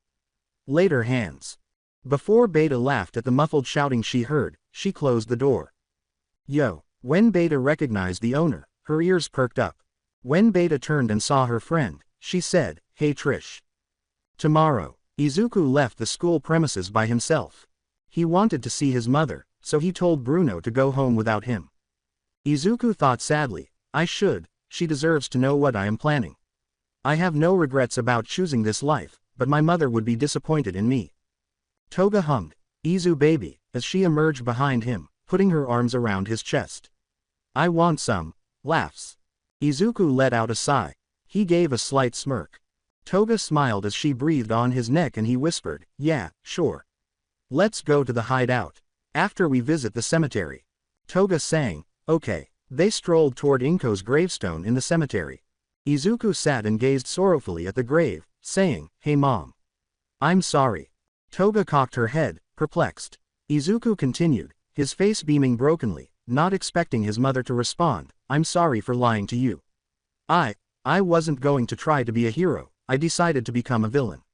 I know, you are most likely disappointed, but it is what I want to do. I want to hurt people, steal from them, and make them pay for this unfair world." There was no sound. "You know," Toga remarked, observing Izuku beginning to lose her temper. "Even though Inko is probably disappointed, she is your mom, and she would still love you, Izu baby." Izuku remained silent. Toga knelt beside him and leaned into his neck, saying, "I am sure she would forgive you." Izuku leaned into Toga and lifted his hand, running it softly through her hair. When he regained his composure, he said, "You are right. Mom, I'll be joining a group of villains soon, so please, don't hate me for me doing what I love." No answer. After 5 minutes, Izuku and Toga got up to go, saying, "I'll visit again as soon as possible. I love you Mom." Silently, They departed. As ICP, what is a juggalo, played on Toga's phone, Izuku sat shirtless in front of Toga at the abandoned building where they trained, slicing into his shoulder with a sharp knife. Izuku tensed as the erotic rush burned through his body, causing his cheeks to flush. As she licked his blood off the knife and tossed it aside to drink straight from his shoulder, Toga grinned broadly. Toga's body heated up as she lapped the crimson liquid, humming as she was aroused by the taste of his blood. Izuku's spine tingled with pleasure as her saliva-covered tongue moved over the wound. Toga whispered, "Izu baby," in his ear, her eyes glossy from deep breathing. Izuku turned to see the face of Toga. Before they knew it, Izuku was on top of Toga, pinning her down while forcing his tongue into her mouth and digging his nails into her wrists to draw blood. The heat was unbearable. As Toga felt pain and her blood seeping onto her skin, she groaned into Izuku's mouth. "Gia," she let out a gasp as Izuku parted her lips. Toga gasped as she looked up at Izuku, who was staring at her with a predatory expression. Grinning, she reached up and took a gentle hold of his face. Bruno said, "Hey, guys, sorry as he came through the zipper from the wall." "Oh, shit, I'm interrupting." The moment was ruined. Izuku forced Toga to let go of him, causing her to pout and puff up her cheeks. "No, it's cool, Bruno. Now let me call the league, and we can finally join them." Izuku's upper body caught Bruno's attention, so he said, "All right. But first, put a shirt on." He put on a shirt, grabbed his phone and business card, and typed in the number as Izuku waved him away. The telephone rang, and rang, and rang. Click. The person on the other end of the call said, "Hello, this is Beta of the Camino Hidden Paradise Bar."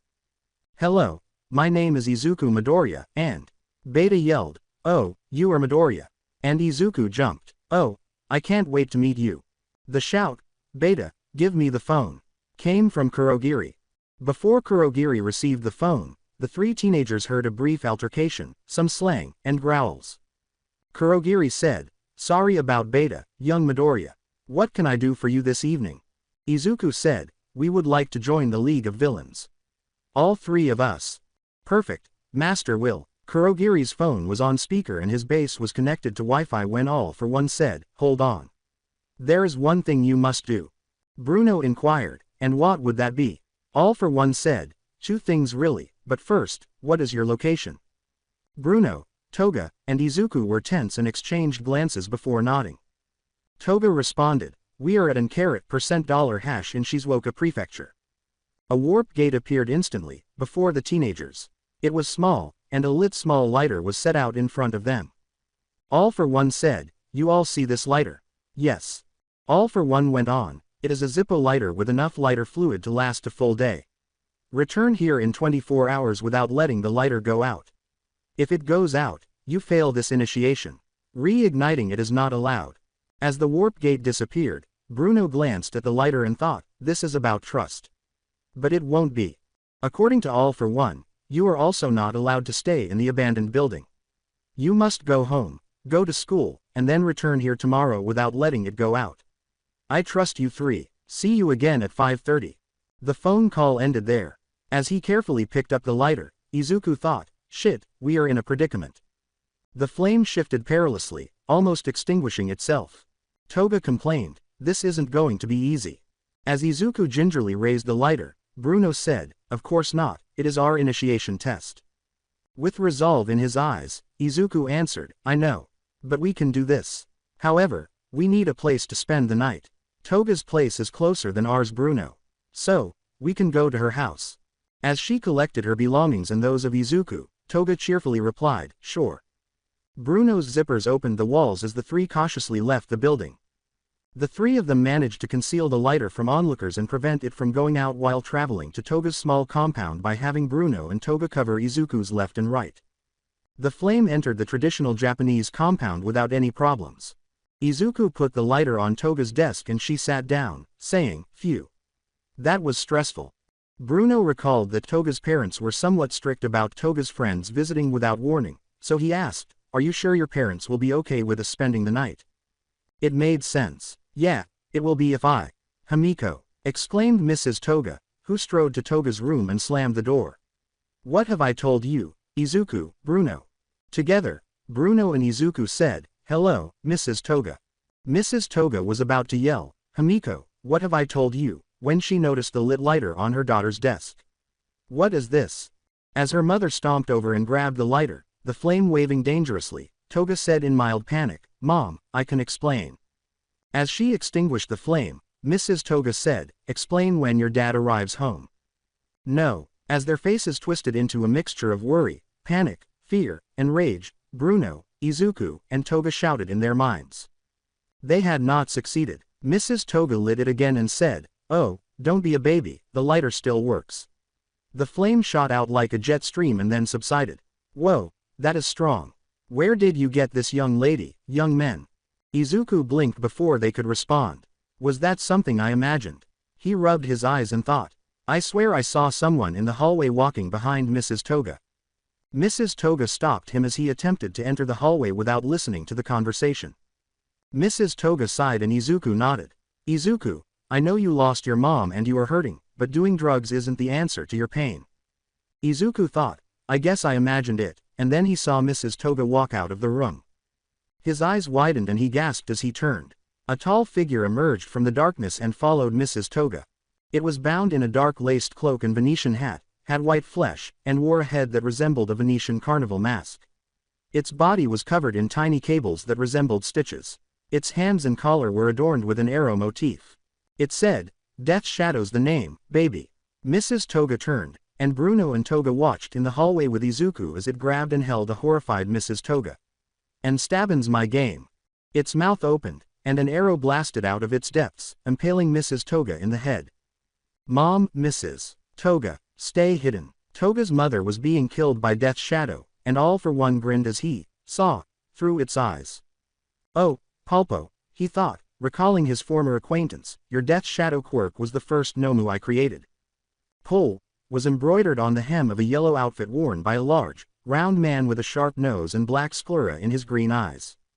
As he watched Death's Shadow withdraw the arrow from its victim's skull, all for one thought, but there is its glaring weakness. Toga House. As her mother fell to the ground, her head and brain pierced by the arrow in the creature's mouth, Toga watched in mild horror as she retreated inside herself.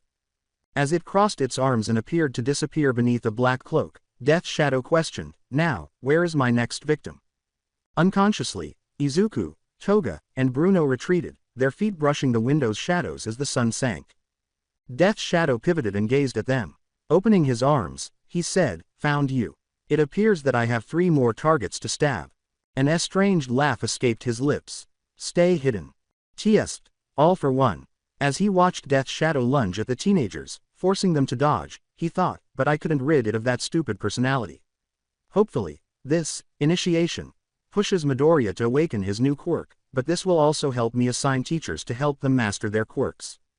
Toga House. It will be difficult for you to escape. You, show me what you got, or you'll get the stab. Yelled Death's Shadow, squirming and seizing Izuku. Izuku tensed when Death's Shadow opened its mouth and the arrow reappeared. Before Bruno gave Death's Shadow his hardest punch to the face, he began to think, I'm. Unfortunately, Death's Shadow was unfazed and proceeded to seize Bruno by the throat. He turned to Bruno, the arrow ready to kill him, and said gleefully, "Guess I have 2 boys who will get the stab." "No." Izuku choked while attempting to strike Death's Shadow. Toga emerged from the shadows behind Death's Shadow. Death's Shadow sang as he horse-kicked Toga away, holding on to Bruno and Izuku tightly as she went through the window, ripping off the curtains as she went, and hit the ground. "Oh, baby, you can't sneak up on me within the shadows." She thought as glass fragments embedded themselves in her shoulders and back, and she silently thanked God that her house was 1 story. Death's Shadow was hit by the sunlight. Yeah, his white skin sizzled as he let go of the boys and screamed. After collapsing slightly, he fled wildly into the hallway, where he was completely obscured by shadows, and vanished. What on earth was that? As she painfully made her way back into her room through the broken window, Toga asked. As he assisted Bruno, who was rubbing his throat, Izuku thought, "I don't know. But it seems to not like light."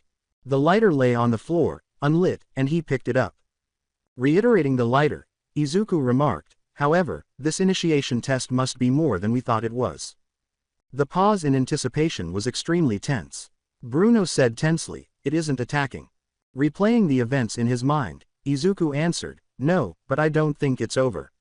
He said, show me what you got, and then ran away when light hit him.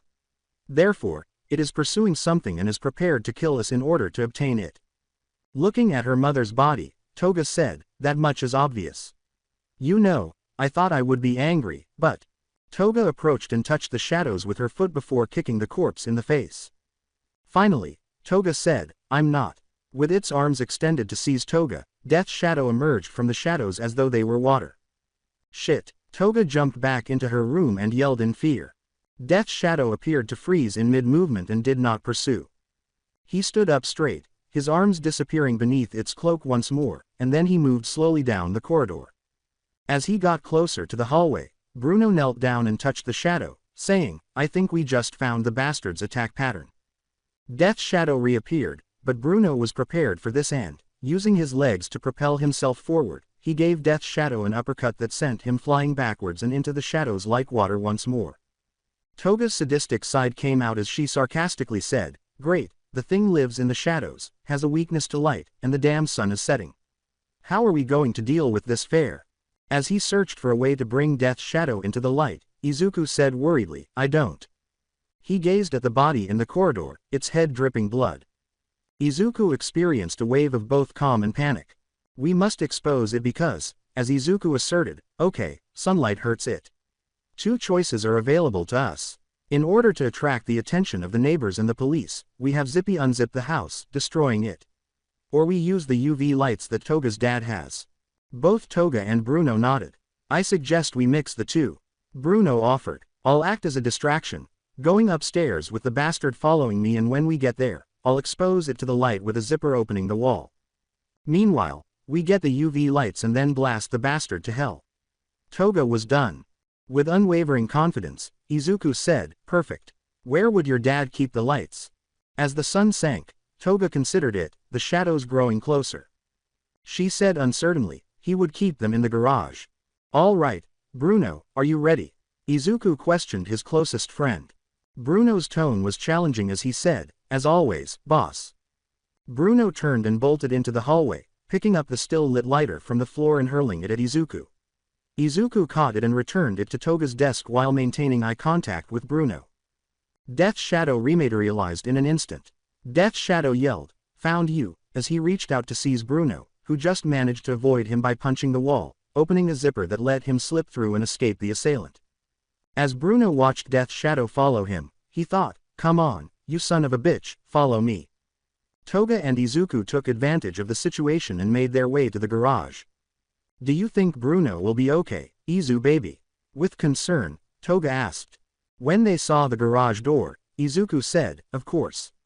Bruno is strong, and even under pressure, he is always calm and calculating. Meanwhile, Bruno kept a close eye on Death's shadow as he sidestepped his fist. Come on, darling, allow me to stab you. He screamed. You piece of shit, as if. Bruno shot back, evading once more but hitting the wall. Death's shadow took hold of his shoulder. Get stabbed now, Death's shadow exclaimed with delight as the arrow materialized, its mouth gaping. The arrow impaled Bruno's left shoulder as he raised his left arm and moved it, including Death's shadow's head, through the pain. Ari! Bruno yelled while using his right fist to strike Death's shadow. There was a zipper across Death's shadow's neck and cheek. Oh no! Death's shadow took a step back, gasping before it sank back into the shadows. He cried out, pulling the arrow back into his mouth, causing Bruno's blood to spurt out onto it. Anticipating another assault, Bruno pushed away from the wall. No assault took place. Izuku and Toga were searching the garage for the UV lights. Pulling out two enormous UV flashlights, Toga turned to face Izuku and exclaimed, hey, found them. Izuku was glad they had located them. Death's shadow crept across the floor in the darkness, moving in Izuku's direction. Izuku began, good, now how do we, before experiencing a slight ache in his neck. As Death's shadow appeared with the arrow aimed at Izuku's neck, Toga blinked. Stab, impaling Izuku through the neck, he yelled. Izuku, as she pulled out a knife, one of several she had concealed on her person, and hurled it at Death's shadow, Toga yelled. Death's shadow said, one down, two more to stab, as it disappeared once more, bringing Izuku to the ground. Izuku felt a sharp pain in his neck and coughed. Izuku felt his blood gushing from the wound at an alarming rate and thought, God, this feels great, but I'm dying, with a mixture of fear and arousal. When Bruno opened a zipper after hearing Toga scream, he seemed to see Death's shadow emerge. Behind you, Toga, Bruno yelled. Furious and aroused, Toga whirled around and smashed one of the UV flashlights at Death's shadow. You're a jerk. She threw one of the flashlights at Bruno and spoke angrily. Together, they directed the UV rays at Death's shadow. Og! Death's shadow writhed and screamed in agony before sinking into one shadow and touching it. Izuku tried to alert his friends to Death's shadow's location while he watched and applied pressure to his wound. When he reappeared, he stabbed Bruno in the back, skewering his arm and shoulder with the arrow. This caused Bruno to drop the flashlight, which Death's shadow then destroyed with his foot. Bruno, Izuku thought, his lips quivering into an eerie, angry grin. When Toga attempted to flash him with the UV rays, Death's shadow moved Bruno to shield him. Sorry, baby, but I won't be tricked the same way twice. Ha, ha, ha, ha. Death's shadow laughed as he rushed forward, Bruno his shield from the light, and took Toga by the throat, almost crushing it before destroying the second light. No more light shows, baby, only the stab. After taking the arrow from Bruno's right shoulder, Death's shadow aimed it directly at Toga's face. Izuku was weak. He was grinning while his eyes widened as he witnessed his friends being mistreated.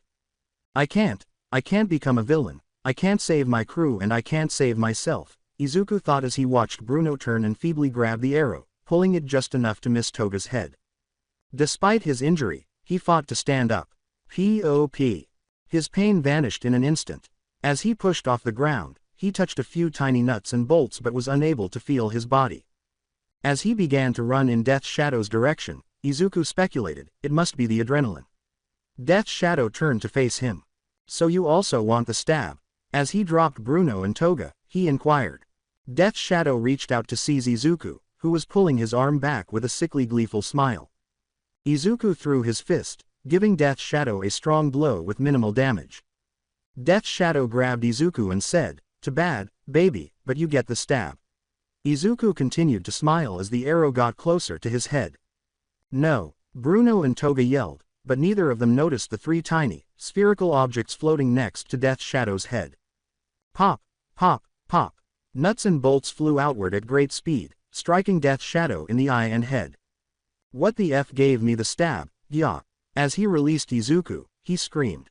Izuku was standing up. Get the light. As Death's shadow brought the arrow down on the back of Izuku's neck, Izuku yelled and grabbed Death's shadow, laser focused on the creature that he didn't see another sphere appear. P.O.P. As Bruno unzipped the wall, the sun beamed in and struck Death's shadow, and the arrow softly pressed against Izuku's neck, losing momentum and enabling Toga to punch it off of Izuku. Gyak as he began to burn, Death's shadow let out a high-pitched scream. He attempted to move, but Izuku held him tightly. Give me a break. Death's shadow yelled as he approached Haymaker Izuku, but Toga kicked him back, causing him to escape from the shadows and out of Izuku's hold. Bruno crouched beneath Death's shadow, making sure his shadow wasn't connecting to Death's shadow, and said, "Now, to end this. Ari, Ari, Ari, Ari." Death's shadow's body was covered in zippers as he screamed after each punch. Bruno yelled, "Ari, Ari, Ari, Ari," with the intention of killing everyone by unzipping every zipper. Arrivederci. Death's shadow cried out, "Tell my fake wife I fed her sister," as the sun broke him into several pieces before they all burned away. Blood spurted from his open wounds, and Bruno gasped for air as he hurried to zip them shut and ran to Izuku to seal the wound on his neck, but he and Toga gasped at what they saw. Bubbles. The wound was covered in a number of bubbles, each with a single star. Like a spherical glass bottle, the majority of them were filled with blood, which slowly drained before popping as another was filled. As Bruno pressed his finger across the wound and zipped it shut, he wondered, is he replenishing his blood with those bubbles? As the bubbles burst, Izuku gasped weakly, feeling suddenly exhausted. Hey, we won. Yeah, we did. Bruno grinned proudly as Toga gasped.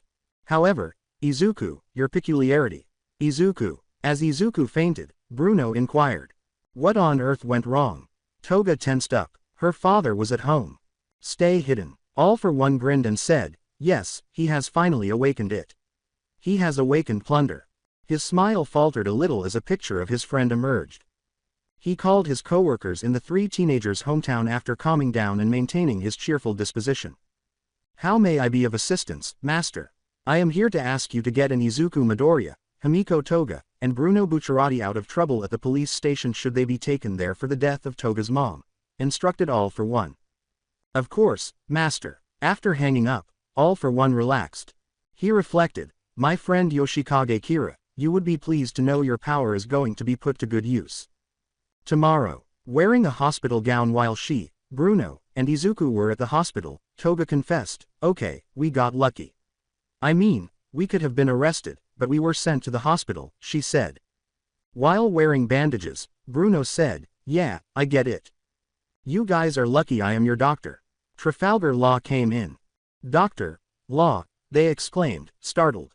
Law sat down and said, hello, again. I was asked to come here by an old friend. He began to examine Bruno. So, have any of you been acting suspiciously recently? As he rearranged Bruno's bones, Law inquired. What are you saying? Izuku inquired, feeling in his gut that this man was planning something. You met a man who might be quirky recently. As he concluded his treatment of Bruno, Law inquired. Bruno recalled something and thought, oh, shit. Law is a doctor who works for the police force as an interrogator. No, why? Have I met someone who can grant quirks? Izuku asked, bewildered and trying his best to pretend he was stupid. Law studied their faces intently. As he accurately read their expressions, he thought, okay, they are confused, and none are acting. The police are just concerned that you three were up to no good because of Mrs. Toga's death. Sorry for the questions, said Law, laughing after he had finished examining Izuku. You all seem like decent kids to me. Have some suckers here. He gave them 3 blueberry-flavored American Tootsie Pops. Law departed from the group. They clearly faltered. Izuku thought, God, that was close. Izuku. Bruno called out to Izuku, grabbing his attention. When did you start acting strange? A peculiarity. I'm quirkless, Bruno. Izuku answered bewildered. Bruno said, but, yesterday, you had summoned bubbles. Toga caught their attention by coughing. We should continue this talk later. Toga was whispering. Remember, Law asked about a guy who could grant quirks, so. Izuku and Bruno nodded, then leaned back against the beds. Bruno and Izuku were soon sent out of the hospital, walking to their abandoned building training area while wearing bandages. Has the lighter been extinguished? Izuku questioned Bruno. Bruno unzipped his cheek, reached inside, and took out the still-lit lighter, saying, of course. Why would it go out when in an area with no threats to the flame? He asked. As Toga watched Izuku call the league, she exclaimed, okay, we can call them now. A warp gate materialized in place of the phone being answered. As he went through it, Kurogiri said, come in. We can talk at the bar. The 3 of them went through and ended up in the bar. Shigaraki, Kurogiri, Beta, and a pink-haired girl with a skirt emblazoned with the plus, minus, multiply, and divide symbols and a lingerie-style top with a neck choker attached. As stated on the television, greetings. Everyone, meet the new additions to the League of Villains. Bruno said, nice to meet you. Hello, Toga said with joy. Izuku looked at Shigaraki, Beta, and the girl with the pink hair and said, greetings. The now-named Trish answered, name is Trish Una. With her tail wagging joyfully, Beta said, I am Beta, we talked before on the phone. She turned to face the 3 teenagers. Shigaraki sat at the bar and glared at them without saying anything. Now, we can, begun All for One. The League members paused as Izuku interrupted, saying, actually, I want to ask you something. Did you give me a quirk? All for One grinned. He laughed and said, simply put, I gave you one of your own quirks by using mine. The powerful quirk is known as Plunder. The beach. As he watched Mirio show him his skills, All Might grinned with pride. As All Might transformed into muscle and removed a hair from his head, he thought, he is well trained. Approaching the teenager, All Might said, Mirio, my boy. All Might, indeed. Wiping perspiration from his brow, Mirio asked. The hair was held out by All Might. All Might said gravely, drawing Mirio's attention, as you know, my power is called One for All, but there is something you need to know. I was born quirkless, but when I was given this power, I was able to master it. If you were born with a quirk, eating this will give it a huge boost. Hugh, Mirio scoffed. Come on, open up. You must swallow some of my DNA in order to inherit my power. All Might scratched his head, unable to think of another way to explain this. After protesting, Mirio gave in and ate All Might's hair. He blinked. Mirio acknowledged, All Might, I don't feel any different. As All Might powered down to Small Might, he remarked, well, it won't be instantly apparent, give it a day. The beach fell silent as the waves brushed the sand and the wind blew softly between the two of them. May I ask you a question, All Might? Mirio inquired. Obviously. All Might answered, go ahead. Sir Night-Eye, why did you leave? In the interim, move that skinny body, kids. As Izuku ran across the sidewalk with Beta on his back, acting as though he was Luke and she was Yoda, Beta yelled. Beta gestured to Dagoba Beach while Izuku thrust his legs forward. Izuku thought as perspiration trickled down his body. Boss said I needed to work on my muscles for 3 months before he would allow me to start training plunder. Izuku arrived at the beach and sprinted along the freshly washed shores. After seeing 2 people hanging around the beach over the past few days, Beta thought, wow, they really cleaned the beach. With her wolf ears, Beta heard, come on, All Might. She looked back and saw All Might and Mirio. With regret, All Might answered, I can't. Sir hopes to see you once more. You must see him, Mirio yelled, drawing All Might's attention. He has never lost faith in you. All Might clenched his slender hands into fists. With bitterness, he acknowledged, I know. As she pushed Izuku in their direction, Beta remarked, hey, you called him All Might. Said Hiro and Mirio were perplexed when they saw Beta on Izuku and winced when they heard her voice.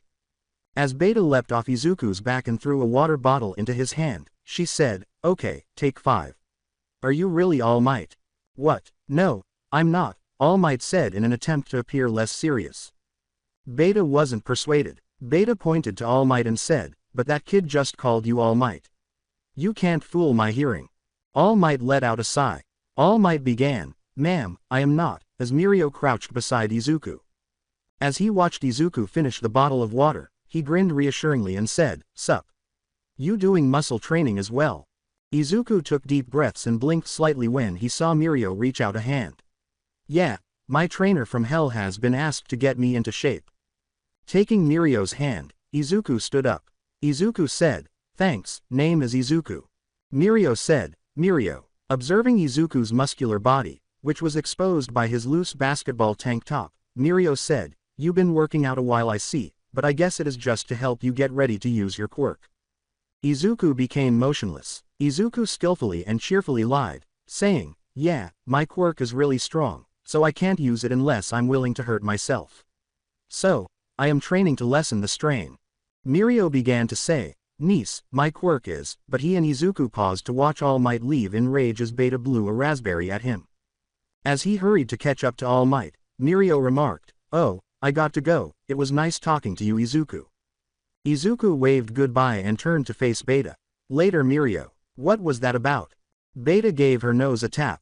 That was All Might, and my nose has never led me astray before, she said, laughing. The nose. This was not Might at all. Izuku yelled, unaware that his favorite hero was close by. As she leapt back onto Izuku's back and forced him to flee, Beta said, alright, calm down fanboy, let's finish our run and then head back to the hideout. In the interim, All for One had purchased and renovated the abandoned structure that Izuku, Bruno, and Toga had been using as their gym and hiding place. Right now, Bruno was with Kurogiri. You spend too much time focusing on creating your zippers, Bruno. Kurogiri stated the truth. Your training will to make that as natural as breathing, and to the point you won't even need to think about it. As he ran and struck the wall to make his zippers, Bruno nodded. Too slow. Your zippers are taking too long to form, yelled Kurogiri. Once more. Yes, sir. In response, Bruno undid the zippers, ran, and struck the wall once more. Once more. In the interim, Trish punched Toga in the face once more. Is that all you have? Or are you going to quit? Trish asked, removing her quirk effects and pointing a gun at Toga. Toga got to her feet and snarled. I am going to. Bang. A bullet closed in on Toga's forehead, causing her eyes to go blank. She thought, shit, as the rubberized metal bullet struck her head and knocked her back, leaving a huge welt where she hit the ground. Trish tapped her hip with the gun and said, be grateful I softened the bullet. Toga's head was split open, in excruciating pain and in a daze. Trish saw the clear puddle forming and soaking Toga's lower garments, thinking, this girl really likes pain. After pulling Toga up with a sigh, Trish felt someone grab her throat and bite her hand so severely that blood was drawn. Bitch. As Trish pistol whipped Toga, the gun softened and turned into rubber, bouncing off Toga's head, which was half her own and the other half a replica of Trish, Trish yelled. As Trish grasped Toga's hand, which was squeezing her throat harder, she thought, she copied my quirk. Trish was able to release Toga's hold as his arm grew softer. Oh, is that all? Toga purred, her voice a combination of Trish's and her own. Trish took a deep breath and said, yeah, we are done. She pressed Toga's forehead with her gun point blank. Bang! The rubberized metal bullet bounced onto the ground, and Toga fell on top of Trish, her eyes turning white. As Trish shoved Toga away from her, she thought, she is f***ing crazy. But if her quirk has evolved, then she will be a better asset to the team. Skip. Shigaraki examined a few documents. What are you doing, Shigaraki? As he stored some recently cleaned cups, Kurogiri inquired. As he reviewed Bruno's data, Shigaraki spat, I am studying my allies. I detest these kids coming here and insisting that they have a base, a team, and to keep this kid's family safe from bad guys. How tender they can be. Kurogiri sighed, recalling the agreement All for One had made with Izuku's team, ahem, the new execution squad. They would be free to select the team's members. For their use, the old, deserted building would be renovated. Thirdly, Bruno requested protection to ensure the safety of his parents. Kurogiri answered, Bruno is still young, so of course he wants his family to be safe. Shigaraki turned to Toga's file and snipped, then this girl, she is f***ing crazy, a wild card. Tisk, a fisherman father and a clothing designer mom aren't worth protecting. Kurogiri noted, but her mastery of presence erasure is surely helpful. After giving a nod, Shigaraki opened Izuku's file. Gripping the paper with all 5 fingers, Shigaraki said, this kid, sent to a juvenile mental detention center at age 7 for attacking another kid with a rock, released 6 months later after his mom begged for his release. Now that he has that plunder quirk that master gave him, he is the worst of them all. I despise him. Kurogiri remained silent, allowing his young master to express his annoyance. In the interim, Beta was keeping an eye on Izuku as he lifted weights at the squad's base. Her eyes, that is, were thirsty. Izuku strained his arms to lift the heavy weights, revealing his muscular torso, and Beta licked her lips. Izuku put the weights down at this point, and Beta said sadly, okay, that's enough of that for today. Now, we are going to start training your quirk. But I thought the boss said. But it is ultimately up to me to decide when you start training your plunder quirk, Beta interrupted with a sly smile, but he said that would be the ideal time. Izuku was eager to begin this specific training, so he didn't question Beta. Izuku extended his arm after the weights had been securely stored. After a few seconds, 4 bubbles formed from his arm and floated under his control as he concentrated on making them. All right, tell me how your arm feels now. After learning about plunder and its drawbacks from All for One, Beta inquired. Izuku felt his arm suddenly dry out and said, it feels all right, a little dry though. Beta waved her finger in the air and said, okay, so that is a downside. Your body creates these bubbles, which require moisture from you to form. Therefore, the more you use the plunder bubbles, the more your body will dry out. Izuku felt a great deal of mental strain as he watched the star-covered plunder bubbles float around and he controlled their movement with his thoughts. As he continued to make bubbles, his arms feeling even drier and his mental stress increasing, Izuku thought, I guess that is a second weakness. Wait a minute, she said, bubbles created from my body. Beta, could you please get me a bar and a bottle of soap? Izuku asked with enthusiasm. Confused, Beta nodded and quickly left the room, coming back a few minutes later carrying a bar of soap and liquid soap. Izuku made a bubble float behind Beta and touched one of her ears, causing it to pop.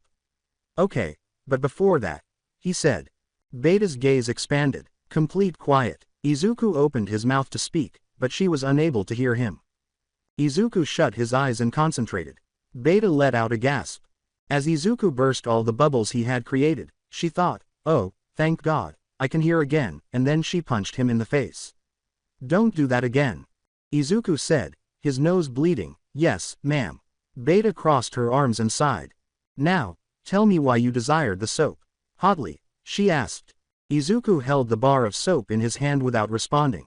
He concentrated on it, and after about a minute, dozens of regular bubbles with no stars emerged from the soap. They moved much more easily and with hardly any strain. When Izuku understood what this meant, he exclaimed, "Amazing." With some concentration, he produced more consistent bubbles as he held the soap bottle and opened it. As he prodded the bubbles, none of them burst from his mere touch. Izuku remarked, "I see. So, they don't break like normal bubbles. I can use this." What does this signify? Not recalling all for one's statement that plunder could create bubbles outside the user's body, Beta inquired. Izuku popped one bubble up to Beta's ear and said, "I think I found a way to use plunder, but I don't think." Nothing took place. There was no hearing for her. He was still audible to Beta. Izuku noted this new finding in a notebook and remarked, "Niece, these bubbles are easier to use, but they aren't able to plunder anything." Where did he get that? Beta asked himself foolishly. With concepts for his villain costume developing in his mind, Izuku said, "Now, I have to figure out how to use these bubbles in a fight." They had been told by All for One to create costumes that would enhance their skills. As he sketched crudely in the notebook, Izuku thought, a belt that holds soap, and maybe gloves that can hold them in place. That way, I don't need to rely on plunder bubbles due to the drawbacks, a last resort, and that way heroes won't know my true power. I'll deceive them into believing my quirk's power is different than what it actually is. As Izuku was making his costume, his mind was racing. Beta let Izuku do his thing while watching with a hint of disturbance. As Beta sat down with her chin resting on her hand, she thought, "He is so cute and childish. I think I will claim him as mine." Izuku turned around and said, "Oh, Beta, I have a question for you. What is your villain name?" Beta giggled and said, "Oh, that's right, you don't know my name or my quirk. I am the villain known as She-Wolf."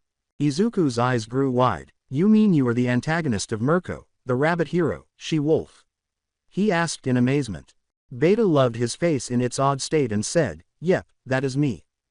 Despite being a villain now, Izuku felt like he was in heaven. "Well, let's resume your training. Create and move as many plunder bubbles as you can. After that, we will work on the plunder ability of your quirk."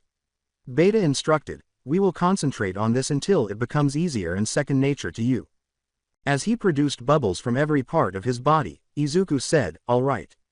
He felt his skin becoming more and more dry as he produced more than 100 bubbles, and the mental strain of it all hit him like a ton of bricks. That evening, the Tagata home. Mirio was in front of his door.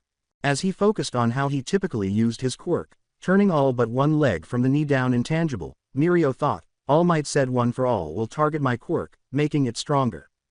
But unlike before, when Mirio used his quirk, he felt his body grow stronger and lightning cracked all around him. Wow, wow, deactivating his quirk before he could fall through the ground, Mirio yelled in shock and surprise as he fell over and hit the ground. His clothes were unable to become intangible like his body, so he was now completely nude. "Are you all right, Mirio?" When he ran upstairs to find his son nude, his father yelled. As Mirio scurried to get dressed, he lied and said, "Yeah, I'm good dad, I accidentally tripped on my way through the door." With a proud smile, his father sighed. As he made his way back downstairs, he thought, "You are still my son. Just be careful next time please." Mirio's smile wavered a little as he nodded and went into his room. As he pulled out his homework, he thought, "I hate lying to dad. But even though All Might said it would be safer for my parents if I don't tell them, it still hurts." Bucciarati family. Izuku dug into the meal prepared by Bruno's mother, Alessia, and said, "Thank you for the meal." Seeing him and Bruno tuck into their meal while she and her husband Paolo ate more slowly, Alessia said, "Thank you, Izuku." "You okay, Izuku, your arms are shining." Izuku examined his arms. He had used a lot of moisturizing cream because his body had dried out during training. As he ate a shrimp, Izuku lied and said, "No worries, it's just sunscreen. I was outside a lot today." Alessia looked at Paolo and said, "Okay, I am just worried for you dear. We both are." Izuku put down his food and unwinded. Izuku said sorrowfully, thinking of his mother, "I know, with everything happening, it is understandable you would be worried. But I am doing fine, I have talked to the school counselor, so I am getting help." "All right, make sure to go to bed early," Paolo replied. "You two have school tomorrow." As they continued to eat, Izuku and Bruno said together, yes, sir, Dad. Toga home. Toga's father, Kane Toga, was seated at the table with 3 empty beer cans and his dinner. Why did you die, Kaide? He thought intoxicatedly while sobbing. I'm home. As soon as Himiko entered, Kane crept over to see the huge welt on her forehead. What took place? He got up and went up to Himiko, demanding. Himiko put a hand to her forehead. Himiko laughed and applied intense pressure to the welt, causing pain to shoot through her brain, making her smile and weakening her knees. Oh, I walked into a bar. Unbelieving, Kane grabbed his daughter's shoulder. No, wasn't that Izuku brat the culprit? He said, inhaling Himiko's breath from his beer. Dad, Izuku would never. He would. I know what he did to that other boy, and I knew that kid was bad news, and now he's attacking you, Kane yelled. Dad, calm. You must never again be close to him. Kane yelled. Himiko's gaze expanded. Then they went dark. Kane struck the wall. Himiko, he yelled before witnessing her charge at him while brandishing a knife. The knife found a new home in Kane's throat before Himiko tore it off, causing his throat to rip open and his blood to splash onto the floor and her as he hit the ground and tried to scream for help as he passed away. Himiko watched Kane die with a smile. She was thrilled because she had never killed anyone before. Himiko enjoyed the crime she had committed and was so aroused by the fact that she had killed someone that she took a shower to get dirty and clean herself. As she orgasmed at the image of Izuku, battered and bleeding, she thought, I can't wait to tell Izu baby. Junior high school. Izuku watched Toga open her home door and said, Morning Toga. Toga's smile was the biggest and darkest as she said, Izu baby, come here. Izuku came in bewildered. He was struck in the face by the stench of blood. Izuku looked down and saw Kane's body in the hallway, saying, oh, you didn't. Before she turned dark, Toga said, yep, the bastard said he was going to forbid us from seeing each other. So, I killed him. Izuku couldn't resist embracing her and giving her a passionate kiss. With a backward motion, he uttered, God, you make me so horny. Toga leaned into his embrace and purred, same, Izu. Before leaving for school, they stood there for a few minutes, throwing a rock through the window to activate the home alarm. When the police showed up 15 minutes later, they found no proof that Toga was involved in the murder. After 2 weeks, Bakugo frowned as he made his way through the school hallways. He thought angrily, I can't believe that F-tard of a principal made me apologize to those peons. He had apologized to the parents of every student he had hurt or threatened during the last hour in the principal's office. He went to his locker since the school day was over. Hey, Bakugo. When the boy saw his small group, he turned his head. What? He questioned, suppressing his rage. He didn't want to pass up the opportunity to be a hero. One of them said, you want to go to the karaoke bar? We invited. Bakugo interrupted and slammed his locker shut, saying, no, I don't want to go. As Bakugo walked out of the school, his friend said, okay, maybe next time. Bakugo waited at the crosswalk, sizzling as he rushed down. He was given the right of way when the light changed. Someone rushed past him as he began to cross. When Bakugo recognized Toga, he thought, hey, she fed with my eyes while she was with Deku. Bakugo gritted his teeth and silently followed Toga. Where is she heading? As he noticed that there were fewer and fewer people with each block, he thought. The abandoned warehouse is the only thing down this way. As Toga entered, he paused outside the gate. Bakugo stiffened as Toga exclaimed, hey, Izu baby. With joy. He overheard Izuku respond, sup, Toga. Bakugo glanced over and saw Toga and Izuku sharing a passionate kiss. Toga laughed as she approached him and whispered in his ear, oh, I have something I want to tell you. As they entered the building, Izuku questioned incredulously, no, you didn't. You got past Hades in God of War 3. Toga exclaimed with joy, yep, I killed the bastard after several hours of gaming. Izuku deflated and said, lucky, I am still stuck on that boss. Toga laughed and said, you got to get good bro. Bakugo shoved the fence away. Hey, Izuku and Toga turned to see him. Bakugo, Izuku thought, his stomach constricting. Not in anxiety, but in anticipation of potential outcomes. Toga smirked to herself and reached for a concealed knife. You, he yelled, gesturing toward them. I won't fall for your stupid tricks again, Blondie. Then he turned and left. Izuku said, somewhat disappointed that he was unable to battle Bakugo, okay, that was weird. And what did you do to him? Leaning into Izuku, Toga remarked, I don't know, but he called me a bitch once. Izuku grabbed his uniform sleeve and said, he's dead. Beta yelled, what's up my students? As she appeared in front of them. Hurry up, we have stuff to do. She pulled Toga and Izuku into the building by grabbing them. Trish walked into the room with Bruno, who had come a little earlier, and said, welcome back. There was a new person, and they were both carrying boxes. Jiren introduced himself and said, nice to meet you, name is Jiren. He was a 30-year-old man. He wore a modified business suit, had round glasses, and naturally gray hair. Izuku said, same, what are you doing here? Bruno and Trish put them down and said, delivery from the boss. As Jiren showed Izuku the paperwork he and the others had submitted for their costumes, he said, I am the guy who deals in weapons and costumes for villains. We worked hard, but I believe you will all be happy. When Izuku saw his name on one of the boxes, he became ecstatic. He approached and unlocked it. He grinned widely. In the interim, Mitsuki yelled, Katsuki, why are you late? As her son was considerably later than expected to get home. Bakugo angrily said, I saw Deku. Mitsuki came to a complete halt. With a slightly softer tone, she inquired, is he doing well? Bakugo threw his shoes into the cabinet and said, I don't know, I didn't talk to him. He was sucking face with his woman. Startled, Mitsuki asked, he has a girlfriend. Bakugo ignored his mother and went upstairs, which infuriated her. He removed his uniform and went up to his room to sit at his desk. After running his hand through his hair, Bakugo took out a piece of paper. As he drew a rough sketch of a design, writing things like, to intimidate, and, spiked knee pads for knee strikes, he thought, I got to start thinking of my hero costume. He tapped his temple while leaning onto his hand. What else? He thought back to Izuku and their childhood conversations about hero costumes.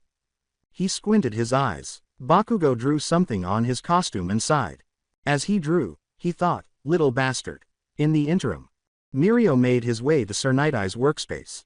Before he knocked on the door, he inhaled deeply. Come in. The door was opened by Mirio.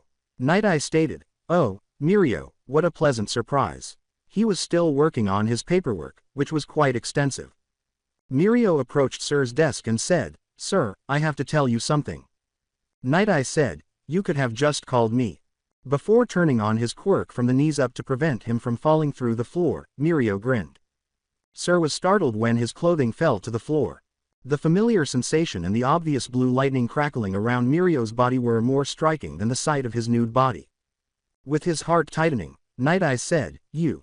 He passed on his power to you, Mirio. Mirio turned off his quirk and pulled up his panties, saying, yes, he did. I haven't really experimented yet, but I can feel myself become stronger while it is in use. Night-Eye got up and gave Mirio a hug. Trying to control his joy, he said, that's good, we will start your training as soon as the school year starts. Mirio gave his mentor a hug. He said, thank you, sir. But can I put my pants and shirt back on?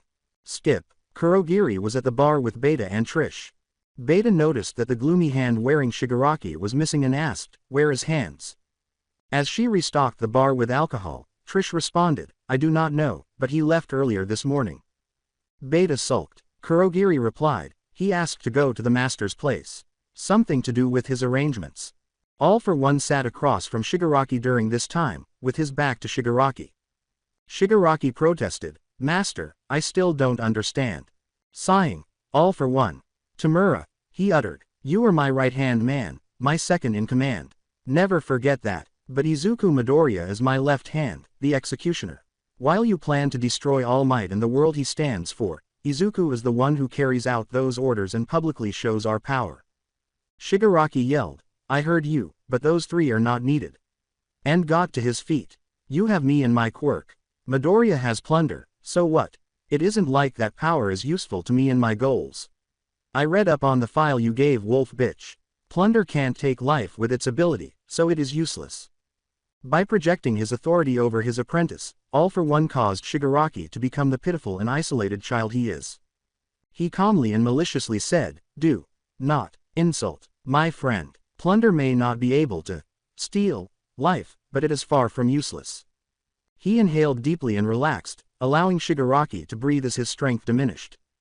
You do not know the power of the tools you have, Tamura. He went on. Tell the execution squad that their first mission will be soon. So, have them get used to their costumes beforehand so there are no complications. Shigaraki whispered as he walked out of his master's office. I understand, master. Leaning into his chair was All for One. I wonder how things would have turned out if we had both taken the lead, Yoshikage. All for One, I thought. Would I have chosen this course? Or would you, the more morally upright and sensible one, have prevented me from following this course and ruining my brother? He shook his head. All for One. Knowing Yoshikage too well, he thought, no, we would have killed each other for what we believed. We would have broken up. Skip. Izuku sat by himself at the Bucciarati home's kitchen table. While his parents were at their jobs, Bruno was out running errands. Dude, I'm bored, Izuku thought as he stood up to stretch after finishing his homework. I think I'll make something to eat. Knock, knock, knock. Izuku faced the door. As he made his way to the door, Izuku thought, it can't be Bruno, because he has a key. Who could this be? It's the same as his parents. When Izuku reached the door, he cautiously opened it. He peered through the crack and said, hello, Izuku. Izuku's eyes widened and his heart fell. Dad? Izuku questioned incredulously. In front of his son was Hisashi Midoriya, the father of Izuku and the widower of Inko Midoriya. Though it was more black than green, his hair resembled Izuku's. Izuku could see his face, though it was more angled. His face was covered in a layer of stubble. A tiny pin on the lapel made it clear that he was wearing a business suit. With tears in his eyes, Hisashi shakily reached out to his son and said, Izuku. Izuku allowed Hisashi to embrace him. What brings him here? Izuku thought as he gave his father a hug. Deciding that staying at their house while Hisashi was there was not a good idea, he quickly texted Bruno using his phone. After Hisashi relaxed, the two of them went to a small diner with an American theme. They completed their order, and Hisashi apologized, sorry for making you pay, Izuku. I was in such a hurry that I didn't trade in my American cash for yen. Izuku twiddled his thumbs nervously and said, it's okay, Dad. This is so awkward, man. We're having dinner together, and I hardly know him. Internally, Izuku recoiled at this. Izuku gripped his hands and thought, I don't think I have any memory of Dad because I rarely see him because he works abroad. Hisashi said, Izuku, now that I am back, we need to find a place to live. I have a coworker who said they would loan us an apartment for cheap. What? Izuku asked, jerked out of his reverie. Hisashi clarified, well, now that Inko is gone, I have to take care of you. I know it will be strange, but I am your dad, so I will do my parental duty. Izuku clearly started to distance himself. You're not required to, Izuku answered. I am living with the Bucciaratis, so you don't have to worry about me, Dad. They fell silent, and Hisashi blinked. As she arranged their food in front of them, the waitress cheerfully said, here are your orders. As they began to eat, Izuku and Hisashi said, thank you. Hisashi regretfully said, Izuku, I know I wasn't there, but I love you. I want to make up for my absence. His expression revealed that he was deeply troubled by his work taking so long. Izuku attempted to defuse the situation by saying, but you do important work, so taking time away from it to look after me is unnecessary. Hisashi halted. Izuku, why are objecting this? Hisashi inquired worriedly, is it because I chose work over you? Izuku snapped with a hint of animosity, it has nothing to do with that.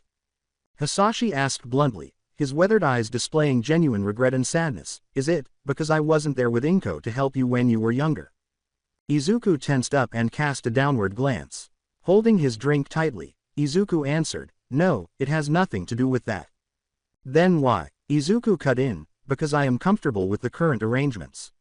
Sorry, but I don't know you. You may be my dad, but you had to work all the time. So, I can't just accept you into my life so easily. Hisashi nodded and let out a sorrowful sigh. No, you are right. Hisashi acknowledged something. I did work more than I should have, then taking the opportunity to work abroad, I wasn't a good father. Izuku shared Hisashi's sense of guilt. Hisashi's eyes begged his son to agree, and he said, so, will you think about it, at least try to? Izuku took a bite of his food and answered, I will. Hisashi's heart lightened as he grinned. Hisashi nervously said, could we meet up and do this again? I mean, I want to get to know you, and you get to know me, so we can meet each other once a week and just talk. Izuku considered it. Izuku took out his phone and said, maybe. Can I have your number, so I can tell you my answer when I get one? Hisashi grinned. Sure. A brief period of time. Trish strolled through the entertainment area with the arcade as her intended destination. Hey, Trish. Trish noticed Bruno approaching her with a backpack on his back. Hey, Bruno. Trish greeted him. Why you here? I was doing some errands and decided to hang out at the arcade for a bit. Bruno said. Trish patted her pants pocket and said, same, I got my paycheck today, so I have some cash. Since you are here, you want to hang? As he was getting pumped, Bruno replied, sure. Yeah, F all you losers. Bruno gave a blink. Was that? He asked before spotting Izuku in the arcade with his jacket pockets stuffed with arcade tickets and a hood over his head. Trish yelled, Izuku, to get the teen's attention. Izuku hummed as he turned to see Bruno and Trish coming toward him. Hey, you guys going to the arcade? Bruno asked, perplexed. Yeah, why are you here? I thought you were back at home. Izuku said casually, oh, my dad came by, and we talked before I came here. As they entered the arcade to visit the prize booth with Izuku, Bruno said, your dad? But I thought he was in America. Izuku said with a hint of annoyance, he was, but now he wants to work in Japan so he can look after me since mom passed away. He is trying to be a part of my life, so now I'll have him breathing down my neck. With her hands behind her head and her elbows raised, Trish confessed, sounds better than my dad. My dad was a mafia boss who fed my mom, left us with nothing, and then tried to kill me when he found out about my existence. Trish's eyes began to well up with tears as she gazed at the boys. He killed my mom, and I killed him, awakening my quirk in the process. Trish said, I spent some time in prison until the boss paid my bail and gave me a home in Camino, so that is how I got involved in our group. As he placed a hand on Trish's shoulder, Bruno lamented, that is fed up. You didn't deserve any of that. Izuku put his hand in the air, index finger out, and said, I say it built your character. I mean, if you didn't go through that, Toga would not have had you for a teacher to help her get stronger. Trish snorted and burst into laughter. Trish smiled brightly and said, yeah, you're right. Thanks, you guys, I needed that, but I am not going to go soft on you guys during training. As they reached the prize booth, Izuku snorted, that's rich coming from you, Spice Girl. In the interim, Hisashi strolled by himself, holding a still-sealed bottle of gin. With a sigh, he reached his motel and proceeded to his tiny living area while extracting the key. Hisashi walked in, opened the bottle of gin, took a chug, and shut the door with his foot, thinking, I hope Izuku will accept me into his life. Please, Inko, assist me during our dire situation. Skip. Trish had taken the train home by herself, and Izuku walked with Bruno. Midoriya. Izuku turned to see Yasamari, the police officer he had spoken to, not on duty. With a deadpan expression and a growl in his throat as his blood began to heat up, Izuku said, oh, you. As he approached the boys, Yasamari said, so, you out late with your friend. Up to no good I think. Bruno began to say, sir, we aren't, but Izuku stopped him by holding out his hand. This guy is a corrupt cop, Bruno. Izuku said out loud, enjoying the irate expression on Yasamari's face without caring. He hates quirk users so he bullies other quirkless like him. Izuku was smiling at this response, but Yasamari snarled as he seized him. Yasamari clenched his fist and yelled, shut it, you quirkless shit, or else you are going to pay. Bruno saw Izuku's open hand form a plunder bubble. Go ahead, Izuku said, bending forward. And try it, Yasamari. Yasamari punched out of rage. When the bubbles burst, Izuku's hand shot up, halting the fist and removing the momentum. Yasamari asked, what? Before Izuku burst out laughing. As a second plunder bubble burst, stealing Yasamari's sense of touch, Izuku questioned, what's going on, Yasamari? Losing your touch. Now numb, Izuku managed to escape the cop's hand as Yasamari's hold relaxed. Izuku stopped laughing and clapped his hands together, his sweaty palms bubbling before bubbles formed, held together by his quirk as the sweat covered his hands in a bubble. You know, I was trying to lay out a plan of how I was going to kill you, he admitted. But I think I'll test something. Izuku laughed with sadistic delight as Yasamari, who was still unable to feel his numb body, attempted to run but stumbled. As the smaller ones got into Yasamari's mouth and nose, he grasped his head and the bubble covered it. As the bubbles inside Yasamari drained the oxygen from his lungs, the one around his head contained none. Izuku said, "Now, suffocate in my zero-air bubble prison." For 5 minutes, Bruno and Izuku watched as the man silently screamed as he choked to death, his eyes swelling and foam forming in his mouth as brain hypoxia settled, causing brain damage that ultimately resulted in Yasamari's demise. Izuku stared at Yasamari's corpse as the bubble separated from it and burst somewhere else, leaving no trace as the bubbles inside Yasamari popped in his bloodstream, mixing to the point where there was no evidence. Bruno said, a little uncomfortably, "That was brutal, Izuku." Bruno was still getting used to the world he, Toga, and Izuku had entered. "Izuku, you okay?" Izuku gave a nod. Izuku looked at Bruno and said, "Just thought I would be more distraught at taking a life. Bruno, if I stray from my path, I want you to oppose me." Bruno closed his eyes and maintained a composed expression. With his determination unwavering, he opened them. Bruno shook Izuku's hand and said, "Understood, Izuku. Izuku, since you are my friend, I will assume this responsibility." Nighttime in Hiroshima Prefecture. Beta uttered while standing atop a building with Izuku. "The moon looks beautiful tonight." When he put on his villain costume, Izuku remarked, "Yeah, it's a perfect night for some trouble." He wore a red utility belt with numerous tiny pouches around it to hold up his partially baggy pants on his legs. He was wearing black padded boots from the knees down. Under a hooded denim jacket with a skull with cat-like ears on the side and a triangle patterned design on the edges, he wore a plaid shirt with light padded armor on his chest. He wore fingerless leather gloves with metal plates on the back that held a small circular cartridge holder and had holes in them. He had designed a dark green respirator with collapsible goggles around his neck that resembled Jinzo from Yu-Gi-Oh! 1. Beta looked at him, her body glowing in the moonlight, and said sultrily, "Looking good, kid." She was wearing a black choker with white spikes on it. Her gray crop top is held up by star-shaped strings that resemble an inverted pentagram. She wore shorts with a crescent moon cut on the right side and fingerless gloves on her hands. In addition, she is barefoot and sports black toeless stockings. Izuku put the respirator on his face, secured it with a latch, and pulled his hood over his head, saying, "Not too bad yourself." As he breathed, he could feel the oxygen passing through the mask with ease. Izuku activated the collapsible goggles by tapping the side. Izuku exclaimed in amazement, "Wow, that Jiren guy's people really pulled out the stops."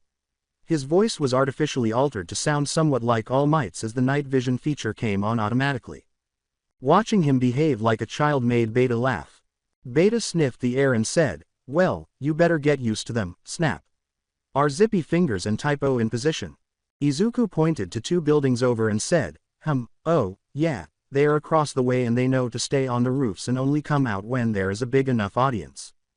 Toga and Bruno, who was dressed as a villain but whose details were obscured from a distance, waved when they saw him pointing. Before closing her eyes and concentrating, Beta remarked, "Good, because we won't be alone for long," but before that. Izuku muttered, "Whoa," as he saw Beta's body rapidly, and perhaps painfully, change. Her legs became digitigrade, her limbs gained more noticeable muscle, and dark fur appeared on her body. Her teeth turned into fangs, her nails into claws, and her face stretched out into a snout. 2.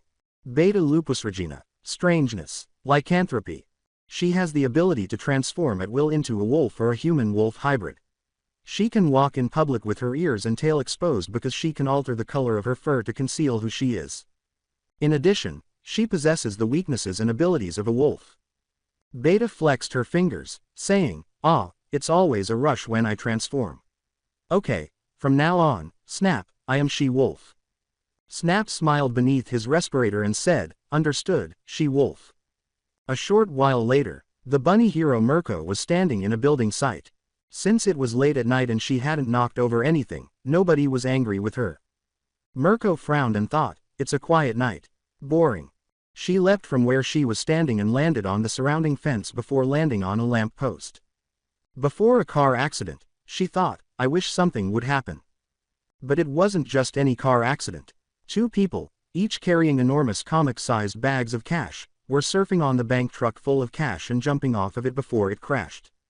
"Woo, that was fun," the female wolf exclaimed to her companion. The individual, who was wearing a mask and had food all over his head, said, yeah, that was. Mirko yelled, hey, and gestured to Beta, you. Playfully, She-Wolf licked her lips and said, oh, hey Bun Bun. I guess we found better entertainment, Snap. Mirko snarled. Mirko firmly grasped her hand and said, She-Wolf, my arch-enemy, has a sidekick. She gestured at Snap accusingly. Listen here you little shit, I am a solo hero, no sidekicks needed. This also goes for my enemy, so get the F out of here. Mirko yelled with a glare. Snap handed the bag of money to She-Wolf and said, nah, this is going to be fun. It's my debut, so defeating a member of the top 10 will make me known. Mirko ducked a throwing knife just as she was about to respond.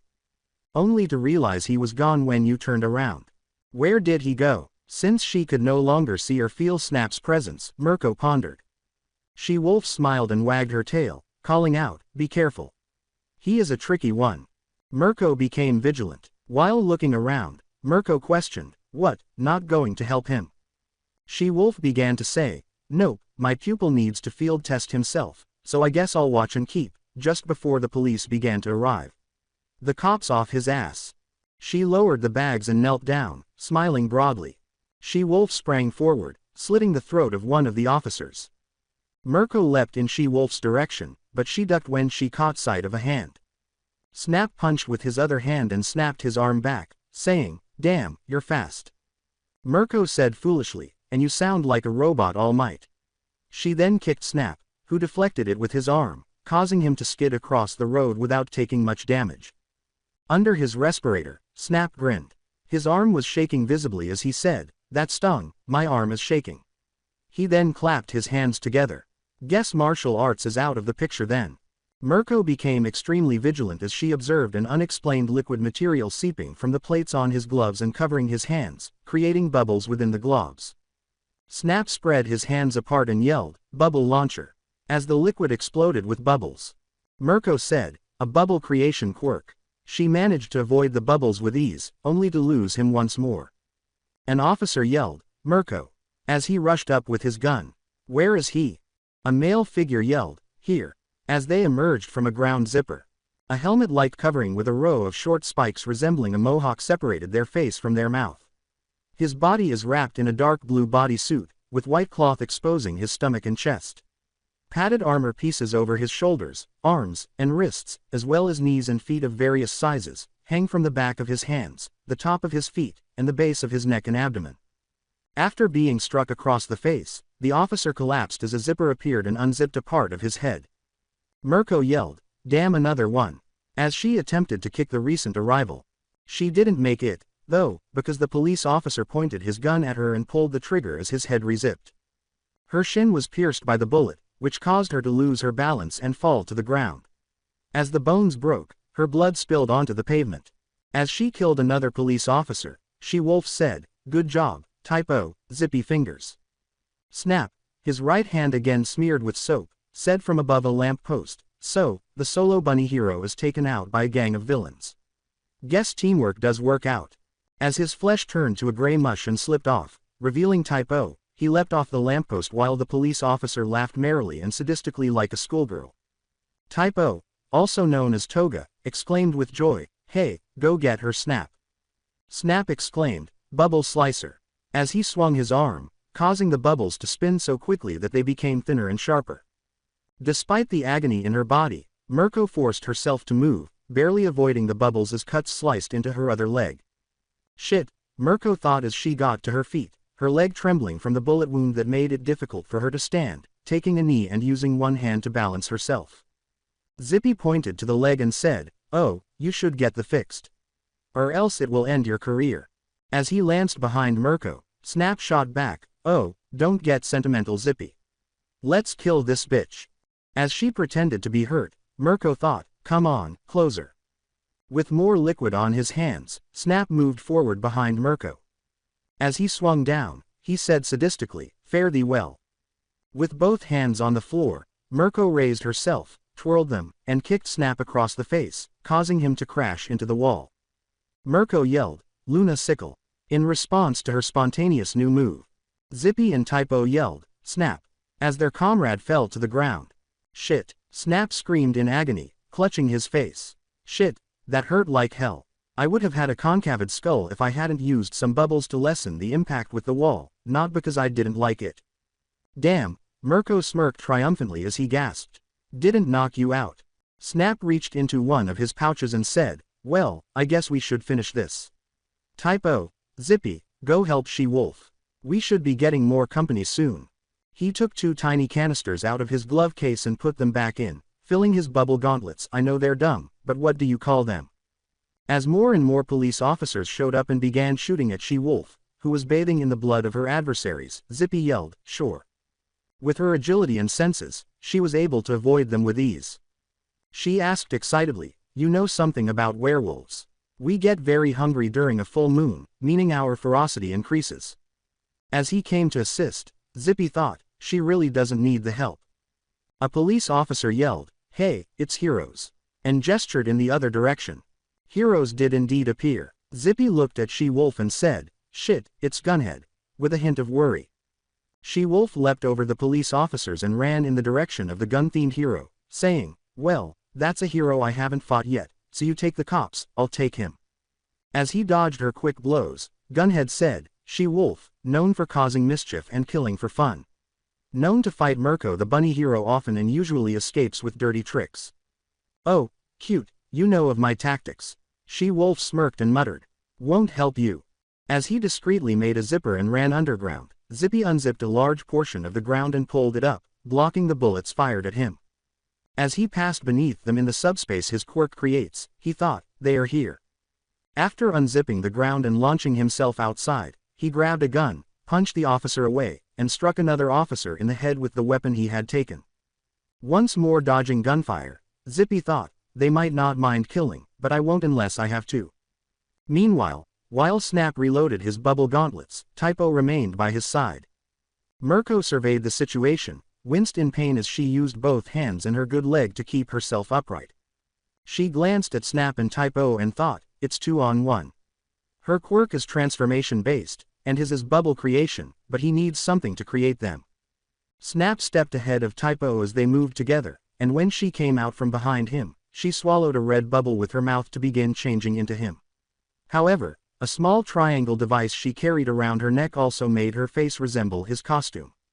As she completed her transformation into Snap, taking his entire appearance, costume, and all, Typo thought joyfully, thank you Jiren, my nanotech clothes work like a charm, as she felt her love blossom.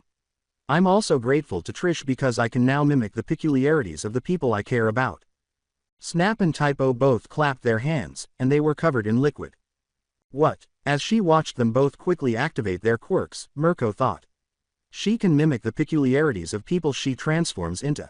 As they launched their attacks together, Snap and Typo yelled, Bubble Laucnher, Slicer, and sent the bubbles flying. Mirko used her extraordinary strength to propel herself into the air by pushing up as hard as she could. Snap exclaimed, bad mistake, as he leapt out of Typo's grasp and clapped his hands once more. Bubble barrier. A massive bubble that encased Mirko struck the ground, bounced a few times, and then rolled to the side. Mirko kicked and punched at the bubble, but it didn't pop, it just stretched. As he landed against a window, Snap mockingly said, good luck popping this bad boy. That thing is filled with life energy, meaning it won't break with muscle alone, Mirko. He gave her the finger. Typo applauded, but when she heard gunfire nearby, she ducked. Toga gasped as her transformation came to an end and she thought, damn, that was close. Whoa, that significantly reduces the amount of time I have to utilize the quirks. As she pulled out several throwing knives, her face and body returned to normal, the nanotech assuming the shape of her everyday clothes. Toga laughed and threw her knives, but they were shot down. Okay, time to kill a hero. Hey, it's Snipe, was yelled, and sure enough, the hero appeared, resembling a hybrid robot Western bounty hunter. Shouting through the bubble, Mirko said, hey, I didn't need you to save me. Knowing that Mirko disliked teamwork and weakness, Snipe said, I know, but I thought I should help. Snap landed on the ground with a high-pitched sound and laughed, oh, you should be thanking him. Because now you get to live. Mirko looked up and said, what? There was a pink flare. She-Wolf, who was covered in cuts and had several tiny blades on her body, chuckled and said, looks like Spice Girl was able to pull it off without trouble. Gunhead tried to divert her attention by asking, "What was that?" She-Wolf yelled, "Hey, retreat," as he disengaged Gunhead and made his way to the enormous hole Zippy Fingers had made. Once she and he were inside, Zippy Fingers closed the hole. Snap punched Mirko out of the way and remarked, "Damn, and it was getting good." "Oh well, better luck next time, Furs." Execution Squad out. Before Snipe or Gunhead could stop them, Typo and Snap leapt up and landed in 2 more zipper pockets. Mirko exclaimed, "Finally," as the bubble burst. With a hint of annoyance. No, blatant annoyance, Gunhead exclaimed, "Damn. They were not as deadly as they could have been." "Sir, how many lives were lost?" As the remaining officers who were not hurt worked to secure the area and care for the injured while they waited for the ambulance to arrive, one officer remarked, "Well, from what I can count, 13 of our men perished, 11 of our men injured, including Mirko, who was shot."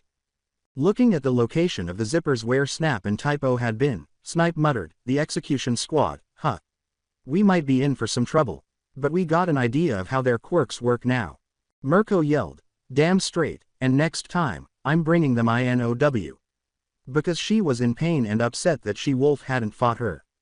When the ambulances arrived, Recovery Girl and her grandson-in-law were at the hospital with the other injured people. "Camino, yes," exclaimed Izuku and Toga upon discovering the money that Trish, also known as Spice Girl, had pilfered while risking their lives. Bruno, who had removed his helmet, grinned at the money. Izuku looked at the hazy man and said, "Thank you, Kurogiri. Without you, our escape would have taken longer." Kurogiri, who had been observing from the rooftops alongside Shigaraki, acknowledged with a nod. With joy, he said, "Thank you, Midoriya." As he sipped his tea, Shigaraki said, "Your performance was garbage. Zipper Boy didn't kill anyone. The wolf bitch was too busy playing to keep her attention on the mission. Bubble Gum Chick had an easy job. Bubble Boy grandstanded and Blondie didn't even kill the rabbit." Bruno and Trish, who were also angry with Shigaraki but kept it to themselves, held Beta back. Over the TV, All for One said, "While that may be true, you all made an excellent show. I am proud of all of you." Bruno, Toga, Izuku, Trish, and Beta grinned. They all said, "Thank you, Master." The following morning, Tagata House. Wearing shorts and a t-shirt, Mirio sprinted down the stairs, grabbed an orange, and said, "Morning, Dad. I'm going to the beach to work out." As he read the newspaper, Mr. Tagata yelled, "Okay son, please stay safe. New villains appeared in Hiroshima, be careful." Before he left, Mirio threw away the peel and said, "I will." Mirio ate his orange while running down the street. Then Mirio called out, "Hey, Tamaki." When Mirio's childhood friend Tamaki Amajiki saw him, he exclaimed, "Sup, Mirio. Where we heading today?" Mirio said joyfully, "The beach, but first we need to get Najire. There is someone I want both of you to meet." "Oh," said Tamaki, withdrawing into his own thoughts. When they got to Najire's house, Mirio said, "Don't worry, he is a cool guy, I promise." On their way to the beach, Najire exclaimed, "I'm so excited." As they arrived, Mirio looked around and said, "You guys will like him. Oh, there he is. Hey Izuku." Izuku turned when he heard his name. "Oh, hey Tagata." Izuku waved in response. Izuku exclaimed, "Wow," as he watched Tamaki's hand transform into a cow hoof while holding a notepad. "Your quirk is amazing. Have you tried it out on something that isn't food?" As his hand returned to normal, Tamaki uttered an embarrassed, "Like, what?" As he displayed his notes, Izuku questioned, "I mean, if you were to eat a rock, would you gain a shell of stone? It would provide some defense, but it would help in any situation. And image if it works. Because if it does, then you could eat something like steel or diamond and get stronger defense." Najire approached him and said, Hey, Izuku." Tamaki retreated into his symbolic shell, and he blushed a little. "We are telling you about our quirks, but what about yours?" Izuku became rigid. Nervously, he closed his notebook and said, "Oh, my quirk. I am quirkless." Mirio hummed, "But you told me you were working out to help your body handle your quirk." Izuku looked away and said, "I want to be a private investigator. But, with the superhuman world we live in, I decided to train so I could achieve that dream. And so, when I saw you wanting to talk to me, I lied and said I had a quirk." Izuku meant part of it, but he was lying. Following the Katsuki incident, he decided to pursue a career as a freelance investigator instead of becoming a hero. "Oh, that's cool," Najire exclaimed with joy. "A quirkless investigator that can keep up with a villain sounds like an amazing underdog story." While scratching his head, Izuku questioned, "You think so?" With shyness, Tamaki said, "Of course. Because you don't need a quirk to get a superhuman physique or intellect. And since you are smart, figuring out crimes seems like it would suit you best." Izuku felt Mirio's hand on his shoulder. With bewilderment on both his and Izuku's faces, Mirio began to say, but stopped. "A bug, Schwerp." A young man looked down at the top hero and remarked, "All Might." All Might yelled, "All for one," as he leapt forward, failing to notice a star-shaped bubble burst against his side. Mirio and Izuku removed themselves from one another. What was that? Mirio and Izuku pondered. Izuku stared at Mirio and thought, that was the boss's voice. Mirio looked at Izuku and thought, that was All Might. Najire intervened between the two boys and said, "Hey, what's going on?" You guys wigged out for a second. With a nervous laugh, Izuku said, "Nothing, just static shocked." "Yeah, nothing else." Mirio laughed in response. Izuku and Mirio reasoned that there must be a deeper meaning to this. "I need to discuss this with All Might, the boss." In the meantime, Ua High School. Chio Shuzenji, also known as Recovery Girl, told her grandson, "I am so happy you decided to come work here, Law." Law looked down at his small grandmother and said, "It was no big trouble, Granny. Besides, I am the one who helped seal the big guy's wound, so it would be better if both of us were here."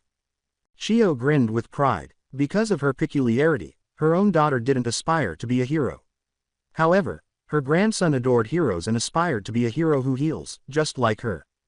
While surveying his surroundings, Law inquired, "Speaking of, where is All Might?" Chio sat down and said, "Oh, he is off in his office, getting ready for the new school year.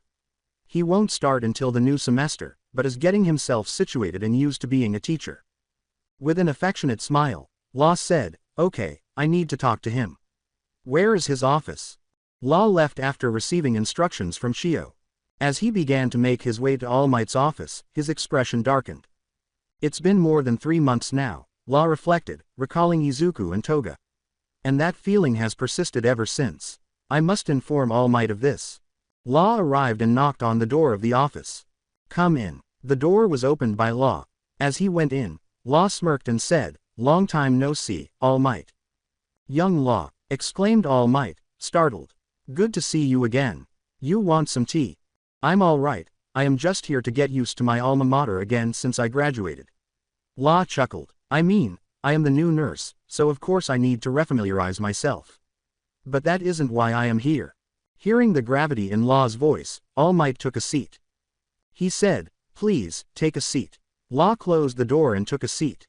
Law gazed into All Might's eyes and said, "Roughly 3 months ago, I found a boy, sick, outside my office. Upon taking him in for treatment, I believe I found something interesting." All Might listened to Law and remained silent. Law went on, "His brain chemistry had been changed. He has a quirk, and I recognized the imprinting left behind by All for One." The grizzled eyes of All Might grew wide. All Might said, "You can't mean," as he got to his feet and slowly transformed into muscle form while steam rose from his body. As he observed All Might, Law remarked solemnly, "Yes, it seems he wasn't defeated. And now he has a young man under him." With a slow, deep voice full of suppressed rage, All Might said, "Law, can you give us the details of what he looked like?" Law recalled Izuku's appearance and remarked, "Yes, he had green hair, green eyes, freckles, and was overall very plain looking. I should have gotten a picture, but his friend was there and I didn't want to act in an unprofessional manner." As All Might shut down, he said, "I understand. Did you get a name?" Law leaned into his hands and said, "No. Some hero I am." All Might gave Law a pat on the back and said, "No, you were worried about a patient, that is not cause for you to be angry at yourself. We just need to be wary of him. If he has a quirk now, thanks to All for One, then we will make sure to find him. You can watch the gate to see if he tries to enter the entrance exam in a few months." Law got up and said, "Good idea. Let's go let Principal Nezu know." Skip. Izuku departed from the beach, waving to Mirio, Najire, and Tamaki. Izuku grinned and thought, "That was fun. I feel bad about it, but I'm glad I was able to lie about not having a quirk. Yes, I am aware of their peculiarities, but this doesn't feel right. Izuku gave a headshake. Izuku slapped his cheeks after thinking, I am a villain, so I can't get hung up on this shit. I have to call the boss now. The bar was called by Izuku. Kurogiri answered and said, Hello, young Midoriya, what do you need? Izuku stopped at a stop sign and said, Hey, Kuro, can you connect me to the boss? Kurogiri remained silent, but Izuku could tell he was being linked to All for One by the sound he heard. When the noise subsided, All for One questioned, What is it, young Midoriya? Izuku looked around and said, Boss, something strange happened just a few minutes ago. What happened? As he began to cross the street, Izuku explained, Well, a friend of mine touched me, and for a few seconds, I think I saw a memory. I heard your voice and saw All Might. You guys were fighting and I saw a plunder bubble pop against All Might's torso before the vision ended. Quiet, boss. Izuku's eyes widened as All for One said, Young Midoriya, are you willing to listen to my past, about my quirk, and about All Might's quirk? As he walked silently, listening to everything All for One had to say, Izuku said, Tell me. After a few hours, as he and All Might jogged together, Mirio said, All Might, I have a request. All Might, in his normal form, jogged and asked, What is it, young Tagata? Mirio said cautiously, Your injury, and All Might raised an eyebrow. Was it caused by a villain who could use bubbles? All Might came to a complete halt. Mirio paused and glanced at his second mentor, asking, All Might. With concern.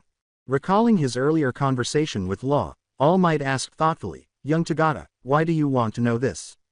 Well, earlier, I was with a friend of mine, and when I touched his shoulder, I saw and heard you fighting a villain, All for One. Mirio replied. As All Might transitioned into muscle form, his fists clenched and his eyes widened. Holding Mirio's shoulders, All Might demanded, Who was this friend? What is his name and what does he look like?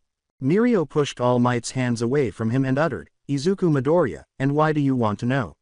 He is just a friend of mine. After taking a deep breath, All Might sat down on a bench. All Might tapped the bench and said, Sit, young Tagata. I have a story to tell you. The origin of One for All. Skip. Toga raised her hands in the air and said, Damn it, in exasperation. I hate exams. All for One said they needed to pass their school exams in order to help them get more missions once they entered high school, so they hadn't completed any since their first mission, which had been more than a month ago.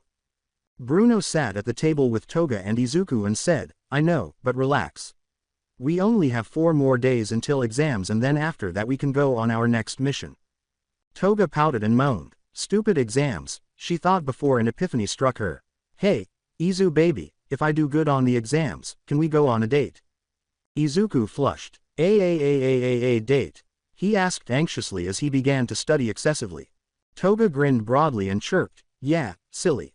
Izuku gave a nod. Toga exclaimed joyfully, Yay. As Bruno grinned and sighed. Knock knock. Toga got up and hurried to the door, saying, I'll get it. Hello. Oh. Hisashi looked at Toga and said, Oh, you're Himiko, right? Toga turned her head and exclaimed, Hey, Izu, your dad's here. Izuku palmed his face. Izuku glanced at Bruno and thought, Shit, I forgot that I was going to have lunch with him today. I'll be gone for a while. You want something? Bruno closed his notepad and said, No, I am good. I'll make a pizza for Toga and I. Yay, pizza, exclaimed Toga. Also, enjoy your lunch, Izu. Izuku was pulled down by Toga, who then gave him a cheek kiss. As he walked away with Hisashi, who was grinning, Izuku said in a flushed voice, Okay, I'll be back in a few hours. What? Hisashi pushed his son and said, So, she your girlfriend? Izuku gave his father an embarrassed glare instead of a verbal response. As they entered his vehicle, Hisashi remarked, Anyway, you know what high school you want to go to, Izuku. I mean, you could still go to UA for the general ed course. Izuku looked out the window and said, I know, but I have a better place in mind. When he saw Bakugo strolling down the street holding a notebook, time seemed to stop. Izuku's dark smile faded as Bakugo slipped out of his line of sight. As he and his father went out to lunch, Izuku thought, I have an idea. Skip. All for One said, You can't attack UA on the day of the entrance exam. What? exclaimed Izuku as he and Hisashi were in the food court's restroom. Why can't we? Not in the mood to deal with juvenile games, One for All said. Think, young Midoriya. The exam will be full of pro heroes, and with us not having a full legion of comrades yet, it would be suicide. Izuku scowled. Izuku was about to say, but, what if, when the door opened and a second man went into the bathroom to urinate? Before hanging up, Izuku said, shit, I got to call you back. Kamino. All for One roared, little bastard hung up on me, and slammed his hand against the arm of his chair. Before he could become even more irate, he sighed and leaned into his hand. All for One recalled his oldest friend and thought, well, we could attack, but I am not in too much of a hurry to kill All Might. What advice would you have given in this situation, Yoshikage? Alongside Izuku, when his son came back from the restroom, Hisashi asked Izuku, so, when am I going to meet Toga? Izuku blinked. He sat down and Izuku asked, how do you know Toga? Hisashi laughed and grinned. Taking out his phone, Hisashi displayed a few images of young Izuku and Toga together, saying, Inko sent me photos of the two of you when you were children, Izuku. Is she your girlfriend? Izuku considered it. Izuku pondered, well, we do bite each other, and she drinks my blood, before nodding. Yeah, I could say that we are, but I haven't gotten around to asking her out yet. Hisashi grinned contentedly. As their food arrived, he said, I'm happy for you, Izuku. Let me know how that plays out. Execution Squad headquarters. That evening, Trish watched as Toga punched a punching bag. Toga paused, drenched in perspiration and sporting a sickly sweet smile, and Trish asked her friend, something bothering you? She laughed at Trish's perplexity and said, not bothering, just happy. Izu baby said that if I pass the exams next week, I'll get a date with him. Trish blinked. Oh, that is interesting, both the concept and how you got that goof to accept, said Trish. When Toga said, oh, and how about you and Bruno? Trish's eyes turned red in surprise. You can't hide it from me, senpai, I see how you look at him. Trish yelled, no comment. While striking the punching bag, Toga laughed and thought, I know they are going to be a cute couple. In the interim, Shoto Todoroki strolled along the road. He was not paying attention to anything around him and was dressed casually. Todoroki stayed late to finish his homework because he knew his father would force him to train after he got home from school, where he had finals the following week. The memory of his father, Endeavor, made him clutch his hands. There was an explosion nearby before any teenage angst could happen. Kawabonga. Damn it, Snap. The bubble user's synthesized voice was heard laughing as Todoroki turned to see Snap and Zippy fingers in a gigantic bubble. Snap calmed down and said, whoa, that was a big explosion. He was holding a giant briefcase when the bubble burst and they hit the ground. Okay, let's. Zippy and Snap had to dodge as a lot of ice flew at them at a blinding speed. With his right hand extended and his body radiating coldness, Todoroki said, so, these are members of the new villain group running around. When Snap saw the red hair and blue eye on Todoroki's left and the white hair and gray eye on his right, he remarked, hey, that guy looks familiar. Red hair, blue eye, would you be Endeavor's kid? Todoroki's rage reached its peak. Todoroki snarled, don't you dare, as Snap and Zippy were hit by more ice. Don't you dare compare me to that scumbag. Snap yelled, bubble slicer, and sent out a dozen spinning bubbles to break the ice. Instead of attacking directly, Zippy finger punched the ground and unzipped it to shield him and Snap from the ice that Snap missed. Todoroki inhaled deeply after expelling a great deal of energy to attack them. Since Enji Todoroki could pay the police anything to keep Shoto out of trouble, being the son of the number 2 hero would grant him some amnesty from the police even though he is officially a civilian. When Todoroki saw the big icicle he had made, he thought, shit. I need to thaw. Snap and Zippy, each with an arm drawn back, emerged from a massive zipper trail. When Todoroki raised his left arm in a defensive stance, it caught fire. What? When he realized what he had done, he thought. As Zippy and Snap punched Todoroki in the face, they thought, so, he is Endeavor's kid. They raised Todoroki off the ground. Snap clapped his hands and yelled, bubble launcher. Before launching said attach to keep himself in the air. Zippy yelled, zipper rush, and leapt into the air, punching Todoroki in the arm. Ari. He struck the right arm of Todoroki. Ari, Ari, Ari. He struck Todoroki, unzipped his limbs, then his head, catching it as the limbs and torso fell. Todoroki asked, how, since he knew he was still alive but was unable to feel his body. Snap took Todoroki's head in his hands and said, don't worry my friend. You got a lot of anger in you. Todoroki growled. Snap said, I guess towards your old man. No answer. Snap reconnected Todoroki's body with Zippy and placed Todoroki's head on a trash can, saying, well, I'll get to the point. If you want him dead, just ask us. In return, you join the execution squad as our newest member. Todoroki's gaze grew wide. Be a member of the execution squad. As he watched Zippy and Snap flee with the briefcase, Todoroki pondered. No, I want, but. A picture of his mother in the kitchen, a teapot on the stove, calling her mother. He recalled that she had said she could hardly bear to see him, then turned with a fierce expression of terror before snatching up the teapot and hurling the water over his left side, scorching his face. If Todoroki could, he would have been waiting for someone to find him, stewing in his anger, his fists clenched, his eyes dark. Endeavor yelled, you watched Snap and his friend waltz from the bank, and let them attack you. Shoto disregarded his father and went to his room to consider what Snap had to offer. If you want him dead, just ask us. In return, you join the execution squad as our newest member. Join them. Todoroki sat across his bed with his hands clasped together, repeating that thought repeatedly in his mind. Todoroki was startled when he heard a faint noise close to his door, which led to the outside. The door silently opened, revealing a wolf wearing a tiny leather bag around its neck. Todoroki laughed at the perplexed expression on its face, but unlike a typical wild animal, he could see intelligence in its eyes. Before it trotted out, it lifted its paw and slipped the bag off its neck. After being startled out of his reverie, Todoroki hurried to the door and searched for the wolf, but he was unable to spot the beast's hide or hair. What was that? Turning back to the bag, he picked it up and opened it to discover a cheap flip-track phone with a note inside. Use this phone to give us a call if you would like to join at any time. As Beta, now in human form, observed him through some binoculars, Todoroki remained silent. Before putting her binoculars away, she thought, Snap will be happy to hear that he is thinking about it. We can always use more firepower on our side, so I hope he joins. Skip. When the bell rang to announce the end of finals, Toga moaned, oh, God, it's finally over.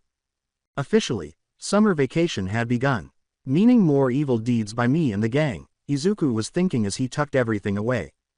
Bruno headed in the other direction for a club activity as he and Toga strolled down the hall.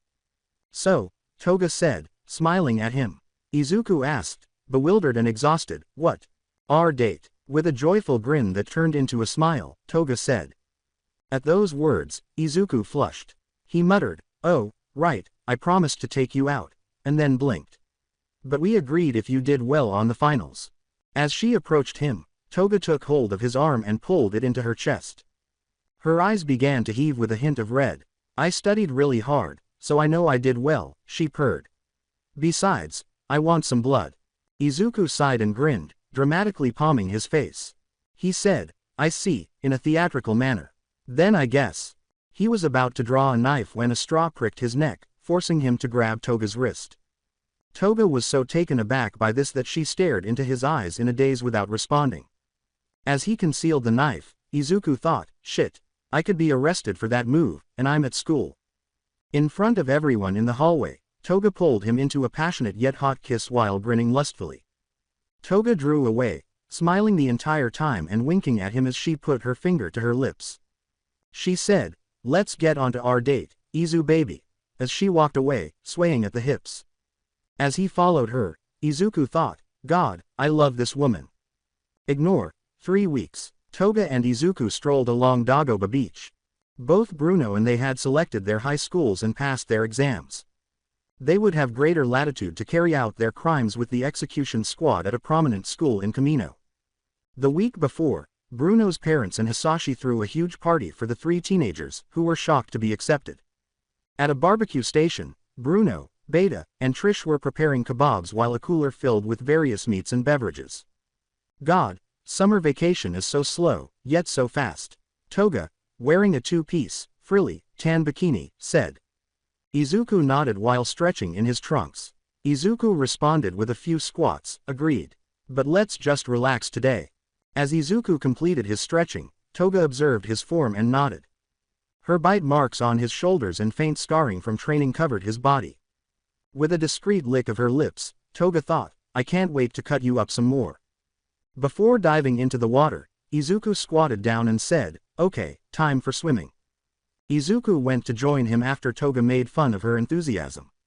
As Beta chewed on a bone, she laughed and asked, well, ain't they lively? In addition to wearing a one-piece with stripes of black and red, she wore her long hair in a ponytail rather than the customary braid. Bruno grinned as he wore a pair of white trunks with occasional blue splotches. As Bruno removed some kebabs from the grill and set them aside to place fresh ones on, he said, they were made for each other, in more ways than one. How about you, Trish? Trish simply shrugged her shoulders, wearing a lime green sarong around her hips and a sweater over her top. In all honesty, Trish said, I think they are cute, but they stand out too much with those scars. Beta threw her bone in the garbage and said, oh, don't be like that. Also, it's the beach, so get rid of this. Bruno's mouth dropped into the charcoal grill as she snatched Trish's sweater and pulled it off the pink-haired villain, exposing a bright yellow bikini top. Trish instantly covered herself, flushed, and gave Beta a furious glare. Beta laughed at Trish and waggled her tail. Trish softened the sand in her anger, sinking a little deeper as she muttered, I'm going to kill you. Beta yelled, gotta catch me, as she transformed into a larger-than-average red wolf and fled, leaving Bruno alone as Trish pursued her. With his head in the clouds, Bruno thought, God, I can die happy now. He had ingrained the memory of Trish in her swimsuit. Izuku and Toga were splashing each other in the water in the meantime. We'll be going back to work soon, Izuku thought as he was doused with salt water. But let's take advantage of it. With a cheeky grin, he jumped aside and grazed the water, using his quirk to turn it into bubbles. Toga turned to run, knowing that she would be hit by the bubbles. Toga's face sank into the water, and she appeared to disappear as she went under. As the Jaws theme began to play and Toga quickly dove beneath the water behind Izuku, Izuku thought, shit. Da, exclaimed Toga as she came out and gave Izuku a playful blow to the face, slicing his cheek open. Izuku laughed when he hit the water, but he laughed when he came out. Izuku held his cheek, feeling a little aroused by the pain, and said, okay, that stings, let's leave it at that. Food is probably. Beta yelled, coming through, and then crashed into Izuku, both of them devouring sand as they hit the ground. Trish yelled, got you, as she seized Beta and pinned the wolf, which was perched atop Izuku. Izuku became more aroused when Beta transformed back into a human and her breasts pressed against his face. Before she licked his face, Beta said joyfully, oh, are you happy or excited to see me, Izuku? When Toga noticed this, she pulled Trish and Beta away from Izuku. Mine, she thought, glaring at Beta, who gave her a defiant smile. Bruno yelled, food is done. To the four of them. Their bellies rumbled. Toga cautioned, we will settle this later. As Beta passed Toga, she whipped her tail at her butt, saying, bring it. In the interim, Bakugo stopped in front of UA High School while strolling alone. He had a change of clothes in his bag for the exam's practical section and was dressed in his school uniform.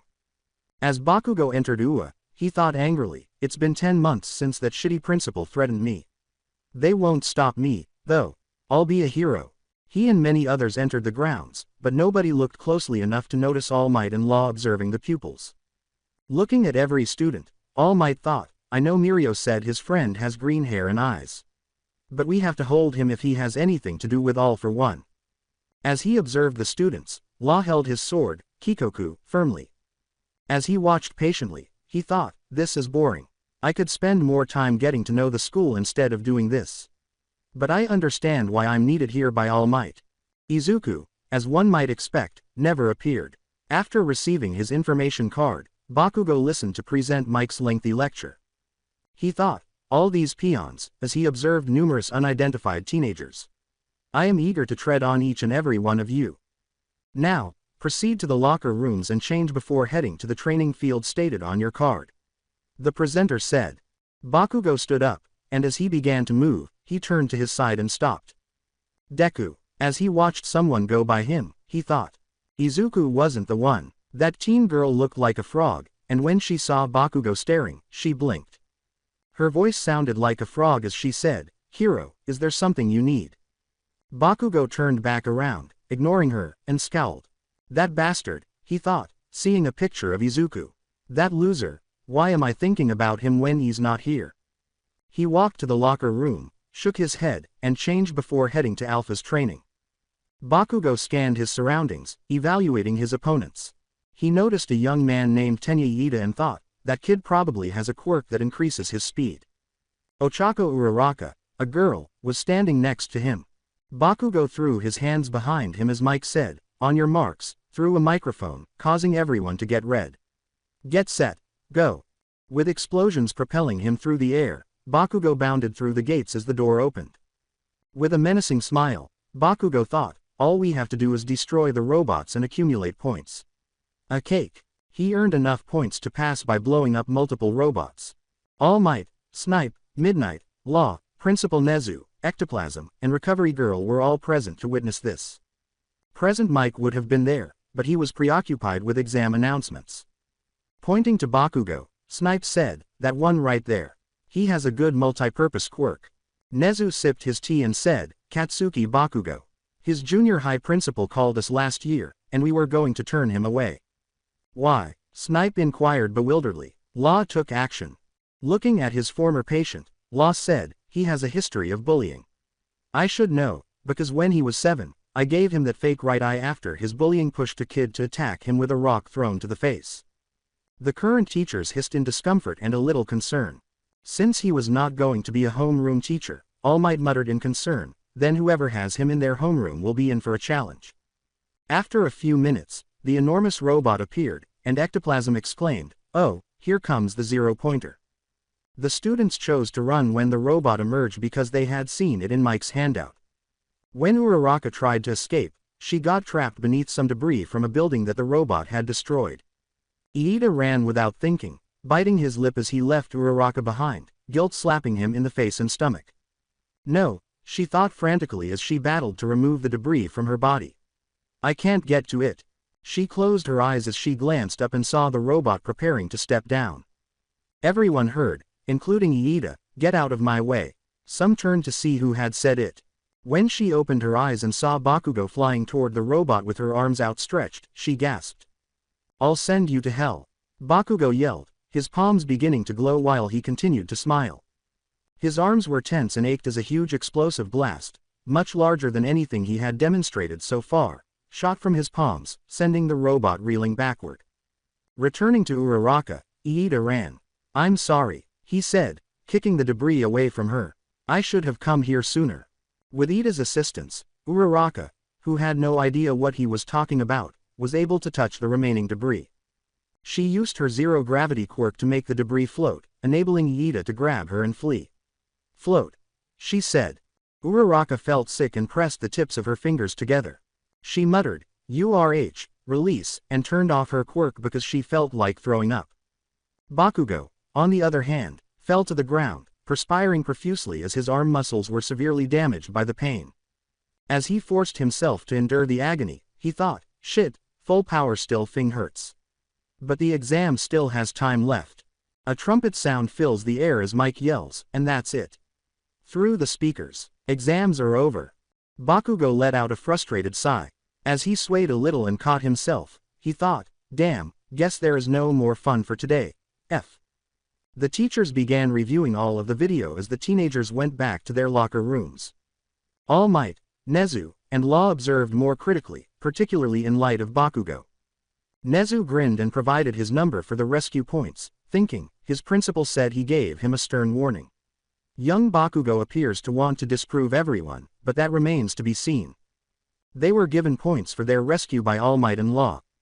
Law gave Bakugo a low score, thinking, he hasn't changed a bit. But let's see if he can find them, I can see the improvements he can make. Before All Might started to perspire at Bakugo's use of foul language, he thought, young Bakugo, you have the making of a great hero. But we'll work on that temper. The letters of acceptance were issued after their points had been determined, totaled, and awarded. 1 week later, Bakugo smiled while watching the UA message with his parents. All Might chuckled in a hollow message. He held out his hand and said, "Welcome, young Bakugo, to the hero course of UA High." Bakugo grinned with pride. "Yes, I am in," he thought to himself as he examined the crude drawing in Mitsuki's hand and the file on his hero costume that had been taken from him. Before realizing something, she said, quite villainous, Katsuki. Oh, I see you have a name, and you are adding that accessory your costume. Bakugo snatched the paper from Mitsuki's hand and yelled, "Shut up you old hag." But was struck in the jaw. Masaru said, "Hey," in an effort to prevent a dispute or altercation. "Why don't we go out to eat? In celebration for Katsuki getting into UA." Mitsuki and Bakugo parted ways with one another. "Okay," Mitsuki exclaimed with joy as she went to get her purse while Bakugo obtained his jacket and Masaru grabbed jackets for himself and his wife. With his parents in tow, he exclaimed, "I want an American burger." As he left, Mitsuki glared at the back of his head and thought, this kid. Taking hold of her hand, Masaru whispered, "Calm down, sweetie." With a sigh, Mitsuki held it back. She said in a very low voice, "I wish Inko and Izuku were here so that she and we could celebrate them both getting into UA." A picture of her, Masaru, Inko, Bakugo, and Izuku eating and enjoying themselves at the restaurant, just like they used to do when their sons were little. Mitsuki dismissed those ideas with a shake of her head and concentrated on moving. They reached Bakugo's favorite burger joint after a few minutes. Phyllis's enormous hamburger, an American dining establishment. "Oh, boy, I am stoked you are going to Kamino, Izuku." When the Bakugo family heard that name, they noticed Izuku and Hisashi in the middle of their meal, sitting next to each other and grinning. Izuku said, embarrassed, "I know Dad, you don't need to keep saying that." Pinching Izuku's cheeks, Toga exclaimed, "Oh, you are so adorable." Izuku whimpered, "Toga," while Hisashi laughed. Bakugo stepped forward and snarled, "Deku," to draw Izuku's attention. "What are you doing here?" Mitsuki smacked Bakugo, but Izuku did not back down or raise a finger in retaliation. Izuku calmly clarified, "Well, we are here to celebrate me and my girlfriend's acceptance into Kamino High." When Mitsuki turned to face Toga, her eyes grew wide. As she and Masaru took a seat beside Hisashi, she asked, "Did you say girlfriend?"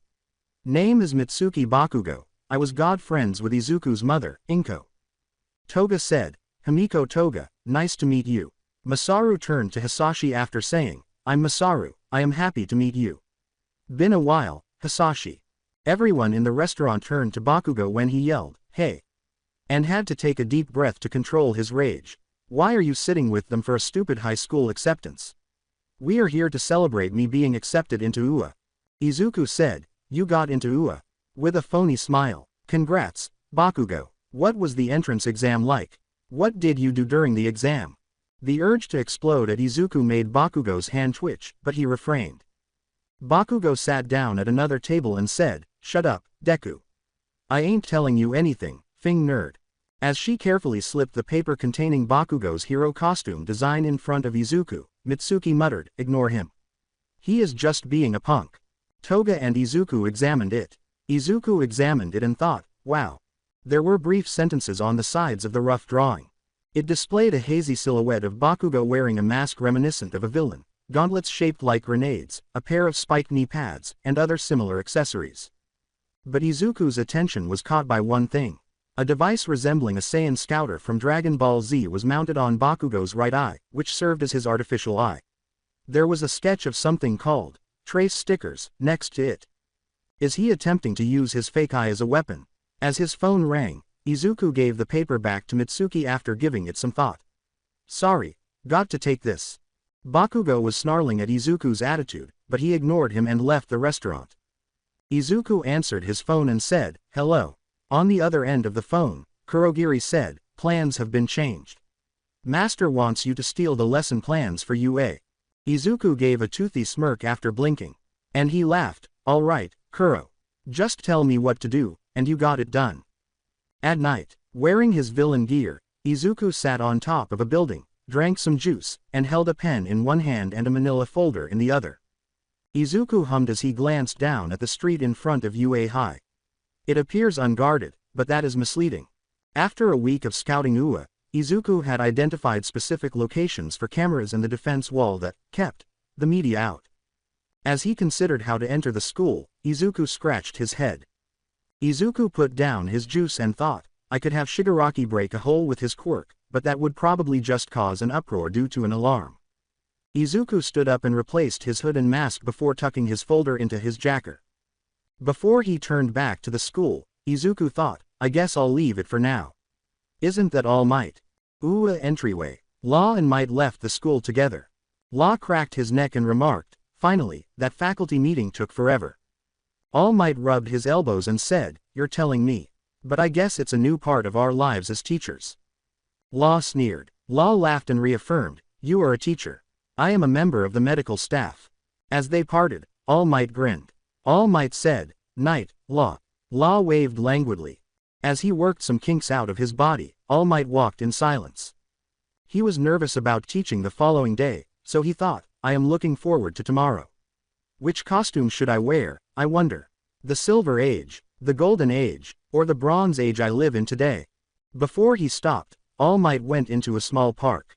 When he turned and saw a young person in a hooded denim jacket, he yelled, okay, you can come out now. A synthetic version of All Might's muscle form asked, so, this is what the great All Might has been reduced to. As the person looked up, exposing their face mask, All Might recognized the description of his appearance from Hero Reports and asked, are you the one called Snap? Snap cocked his head to the side, but made no answer. Snap shook his arm and threw a knife at All Might, saying, it is a shame, I admired you, All Might. All Might swerved, sustaining a minor wound, and upon turning back to Snap, Snap had disappeared. Where is he? Not wanting to be taken by surprise, All Might asked in a panic as he glanced around. As Izuku left the scene after retrieving the blood-soaked knife and putting the blood in a vial before heading into the alleyway where Kurogiri would pick him up, he thought, thank God Toga taught me how to hide my presence. Tomorrow, as All Might and the other faculty members sat around a table, Nezu said, so, you were confronted by a member of this execution squad. He did nothing to you, which is good. With a hand on his forehead, All Might recalled, it was strange. He didn't seem hostile, more like, disappointed. Midnight noted, well, he did see you as you are. You said he admitted to admiring you. So, if he found out that you had to go into this form outside of battle, it would make sense he would be disappointed. All Might remained silent. Law cut in, but that leads to a bigger question. Why didn't he attack to kill? Why did he flee? If he was cocky enough to confront you, he must have had a deeper motive. Nezu shuffled out of his chair to stand in front of the enormous window and watched the early students arrive, grinning, saying, it's all speculation at this point. For now, let's keep our guard up. After all, we have our precious students to look out for. In the interim, Izuku and Toga were both carrying two knives as they stood in front of each other. He was grinning, but his face was red, his eyes glossy, and he was covered in freshly cut wounds that were leaking blood. This disturbed Toga, who was panting with desire. Izuku attempted to strike her, but she stopped him by slapping his left hand up and using her knife to stab his arm, forcing him to drop his. After catching the dropped weapon, she stabbed Izuku twice in non-lethal locations. BLOOOOOOOOOOD, Toga excitedly screamed as Izuku's blood covered her, despite her being unharmed. Beta clapped to get their attention and called out, okay, that's enough. Izuku, go get those wounds treated, you pain freak. Because she could see his erection through his shorts, she said this. As Toga helped Izuku up, Beta licked her lips and thought, filthy, he really does like pain. She couldn't take her eyes off of him. Hit the showers, Toga. Okay, was Toga's cheerful response as she skipped off to the showers, her blood splattering on the walls and floor. Beta took out dental floss and a suture needle, and Izuku sat down. When Beta began sewing his wounds shut, Izuku hummed, hum. Beta felt her stomach churn with anticipation as she tied off the dental floss and began suturing the next cut closed. Are you okay? She asked with a hint of concern. Izuku responded with pleasure, not bothering to conceal it, yeah, I'm good. Beta forced herself to concentrate, grinning.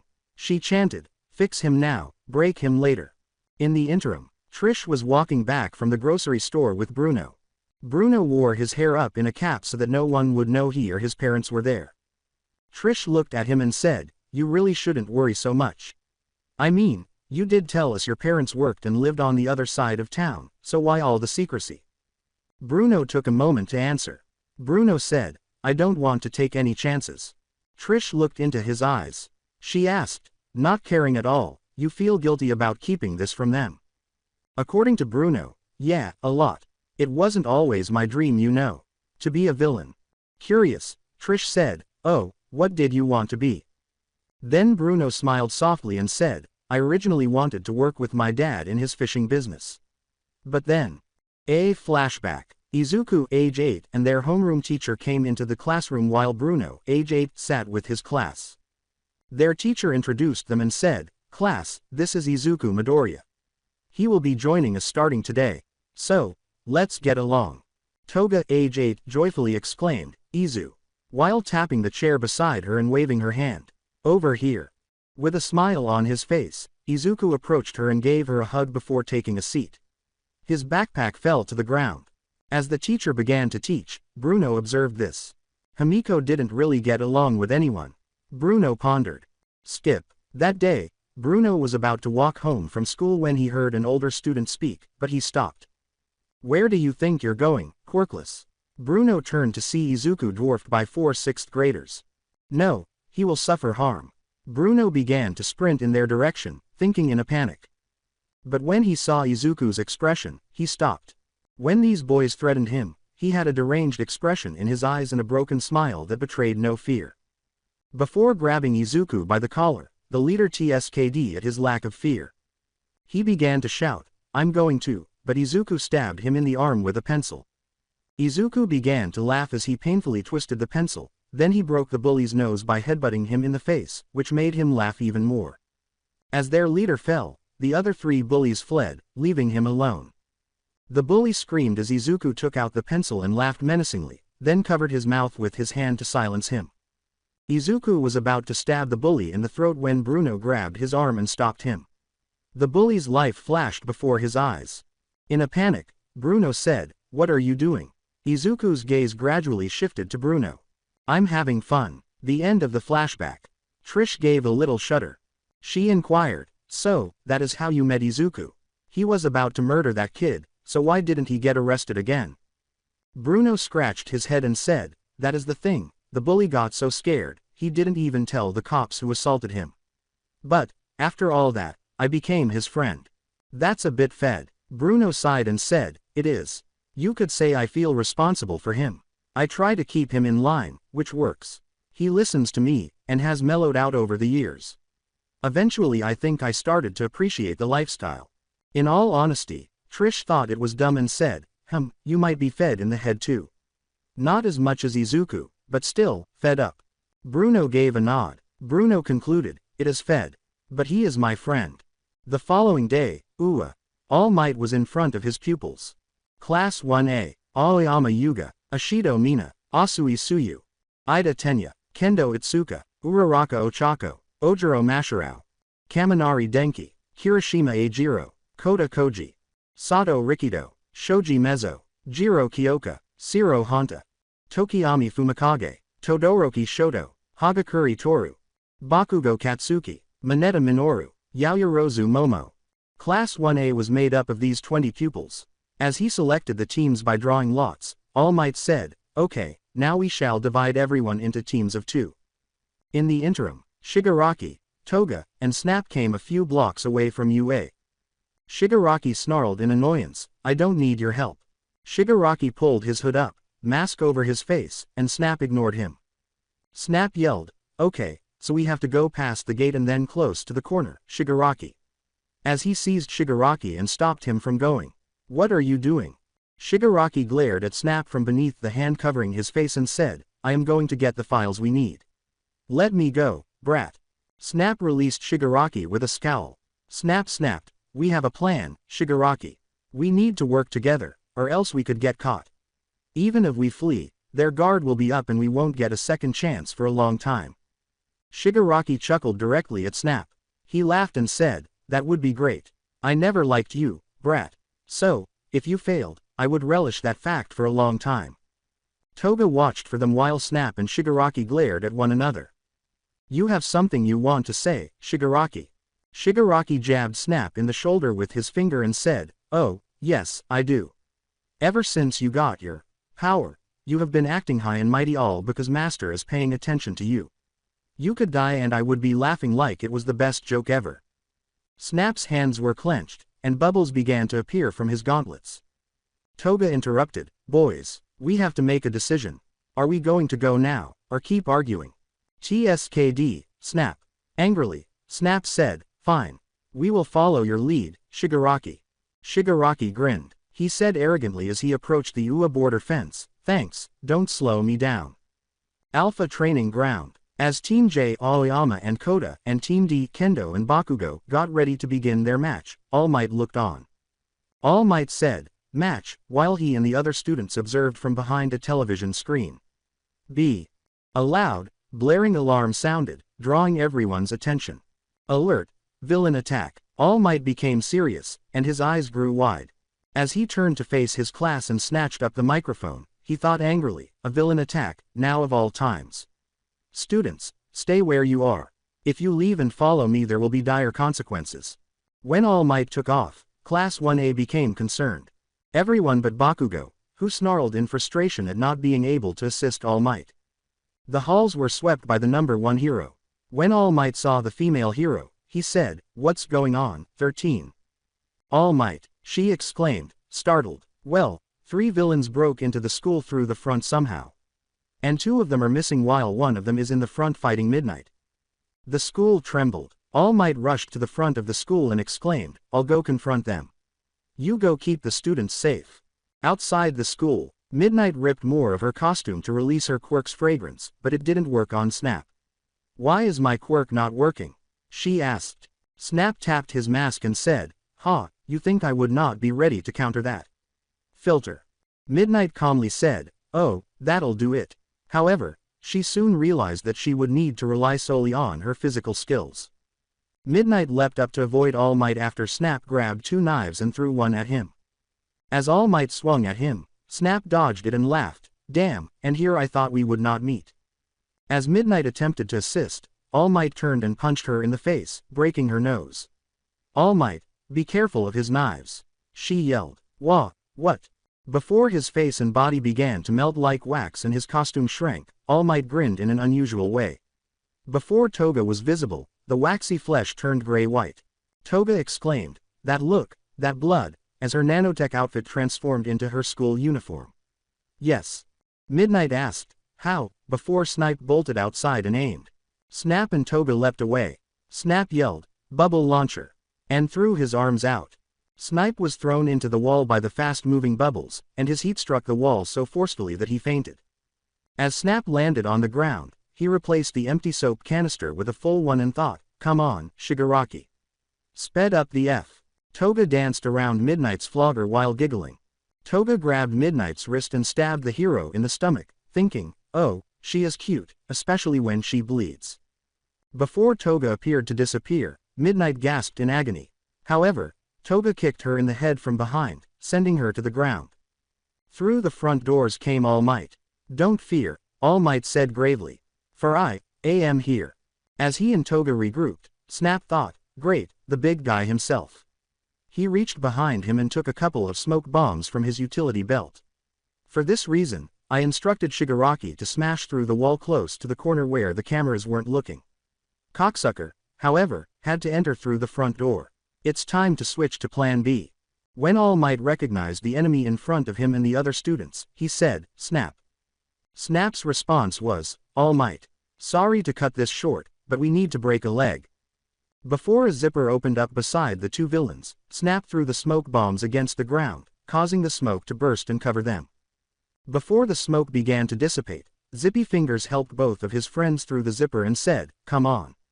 He then closed the zipper. In the interim, as he went through the files, Shigaraki muttered angrily, damn, where is it? The UA file room, Shigaraki exclaimed, aha, as he located the necessary files. Kurogiri muttered as he emerged, summoned by Izuku, who told him what had transpired. Finally, Shigaraki. Let's go before the heroes find us. Half an hour later, at Kamino Bar, Izuku yelled at Shigaraki, the F were you thinking? As they clashed, barging in through the front door was stupid, but destroying it and setting off the alarm. How fed in the head are you? Shigaraki flexed his fingers and snarled. Since Bruno, Beta, and Kurogiri left to go shopping, the 2 had been by themselves. We got the files. Now UA will have its guard up. Izuku cut him off. Even with that information, we will have to be ready for resistance more than ever now. As the TV screen came on, AFO said, "That's enough, you two." Together, Shigaraki and Izuku said, "Master, boss." They temporarily put aside their animosity. AFO said in a somewhat disheartened tone, "While both of you make points, you both failed and succeeded this day. Shigaraki, your unwillingness to cooperate and work together shall stop now. Young Izuku isn't in charge, he is second in command, so his advice should always be considered." Shigaraki nodded and squinted his eyes. "Izuku, you are always trying to think to the future. This is good, but you lack flexibility. Once your mind is set, you can become narrow-minded." AFO stated this in a didactic manner. Shigaraki's plan may have been flawed, but you and Toga could have also done better to back him up. Izuku nodded in response, "Yes, boss." AFO let out a sigh. "But, as I said, you succeeded, so enjoy the next few days off while I plan our next attack. Gather followers, kill some people, play games, just have some fun." Izuku and Shigaraki answered, "Yes, master, boss."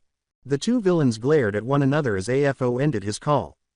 According to Shigaraki, "I still hate you." Izuku answered, "And I am pissed at you as well."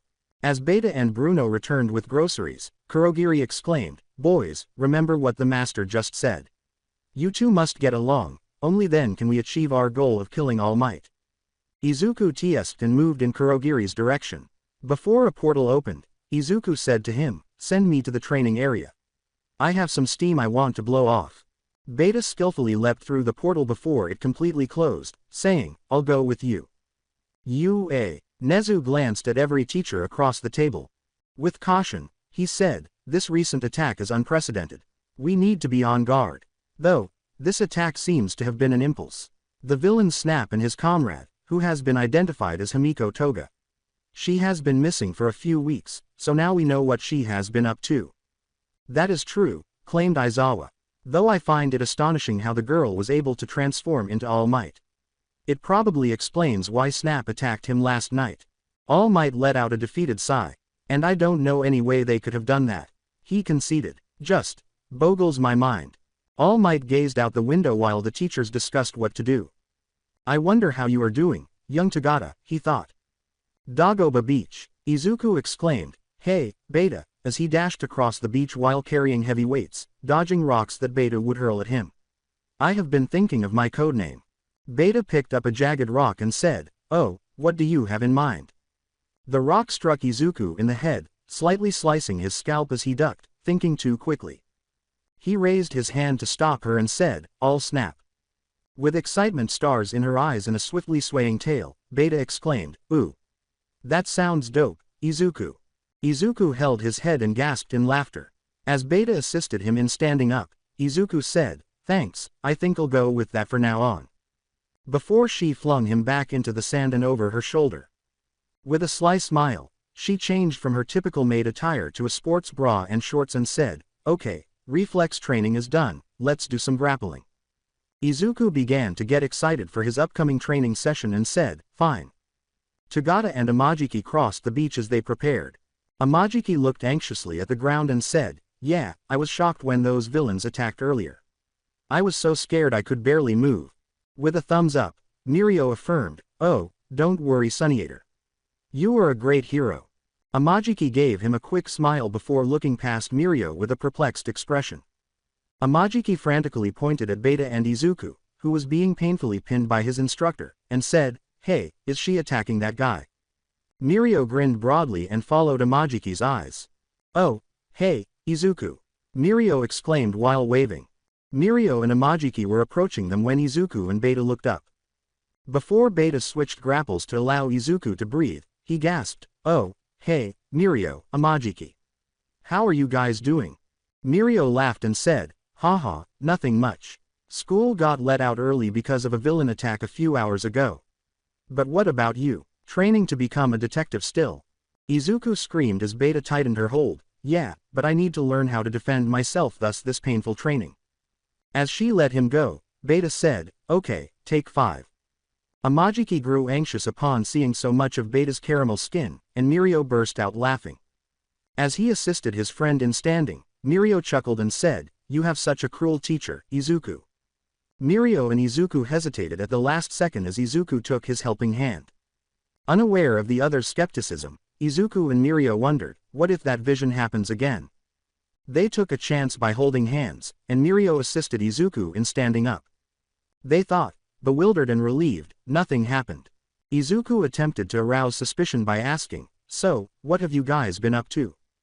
Amajiki turned away from Beta, who approached from behind Izuku and gave him a water bottle she had purchased, and said, training and school work, mostly. Amajiki drank some water and Beta asked, what's wrong with you? Was Amajiki's agitated response. Izuku told Amajiki, he is nervous around new people, so don't take it personally, Beta. He is Amajiki, and he and Mirio go to Ua together. After giving Mirio a quick glance, Beta approached him and smelled him. Oh, I remember you. You were with that guy who denied he was All Might. Beta exclaimed, pointing directly at Mirio. Mirio averted his eyes and said, oh, my teacher. He isn't All Might, so please, don't say it too loud. Beta ignored it, knowing it was a lie. I know it was All Might because the nose knows, Beta thought as she drained her water. In a cordial manner, Mirio said, anyway, Izuku, why don't you come hang out with us someday? We can train or go somewhere. Come on, I will be fun. Izuku halted his conversation and said, I would like that. But, can I invite my friends Bruno and, it would be detrimental to bring Toga unless she is disguised because they now recognize her face. However, we should be alright because the UA staff most likely kept the students in the dark.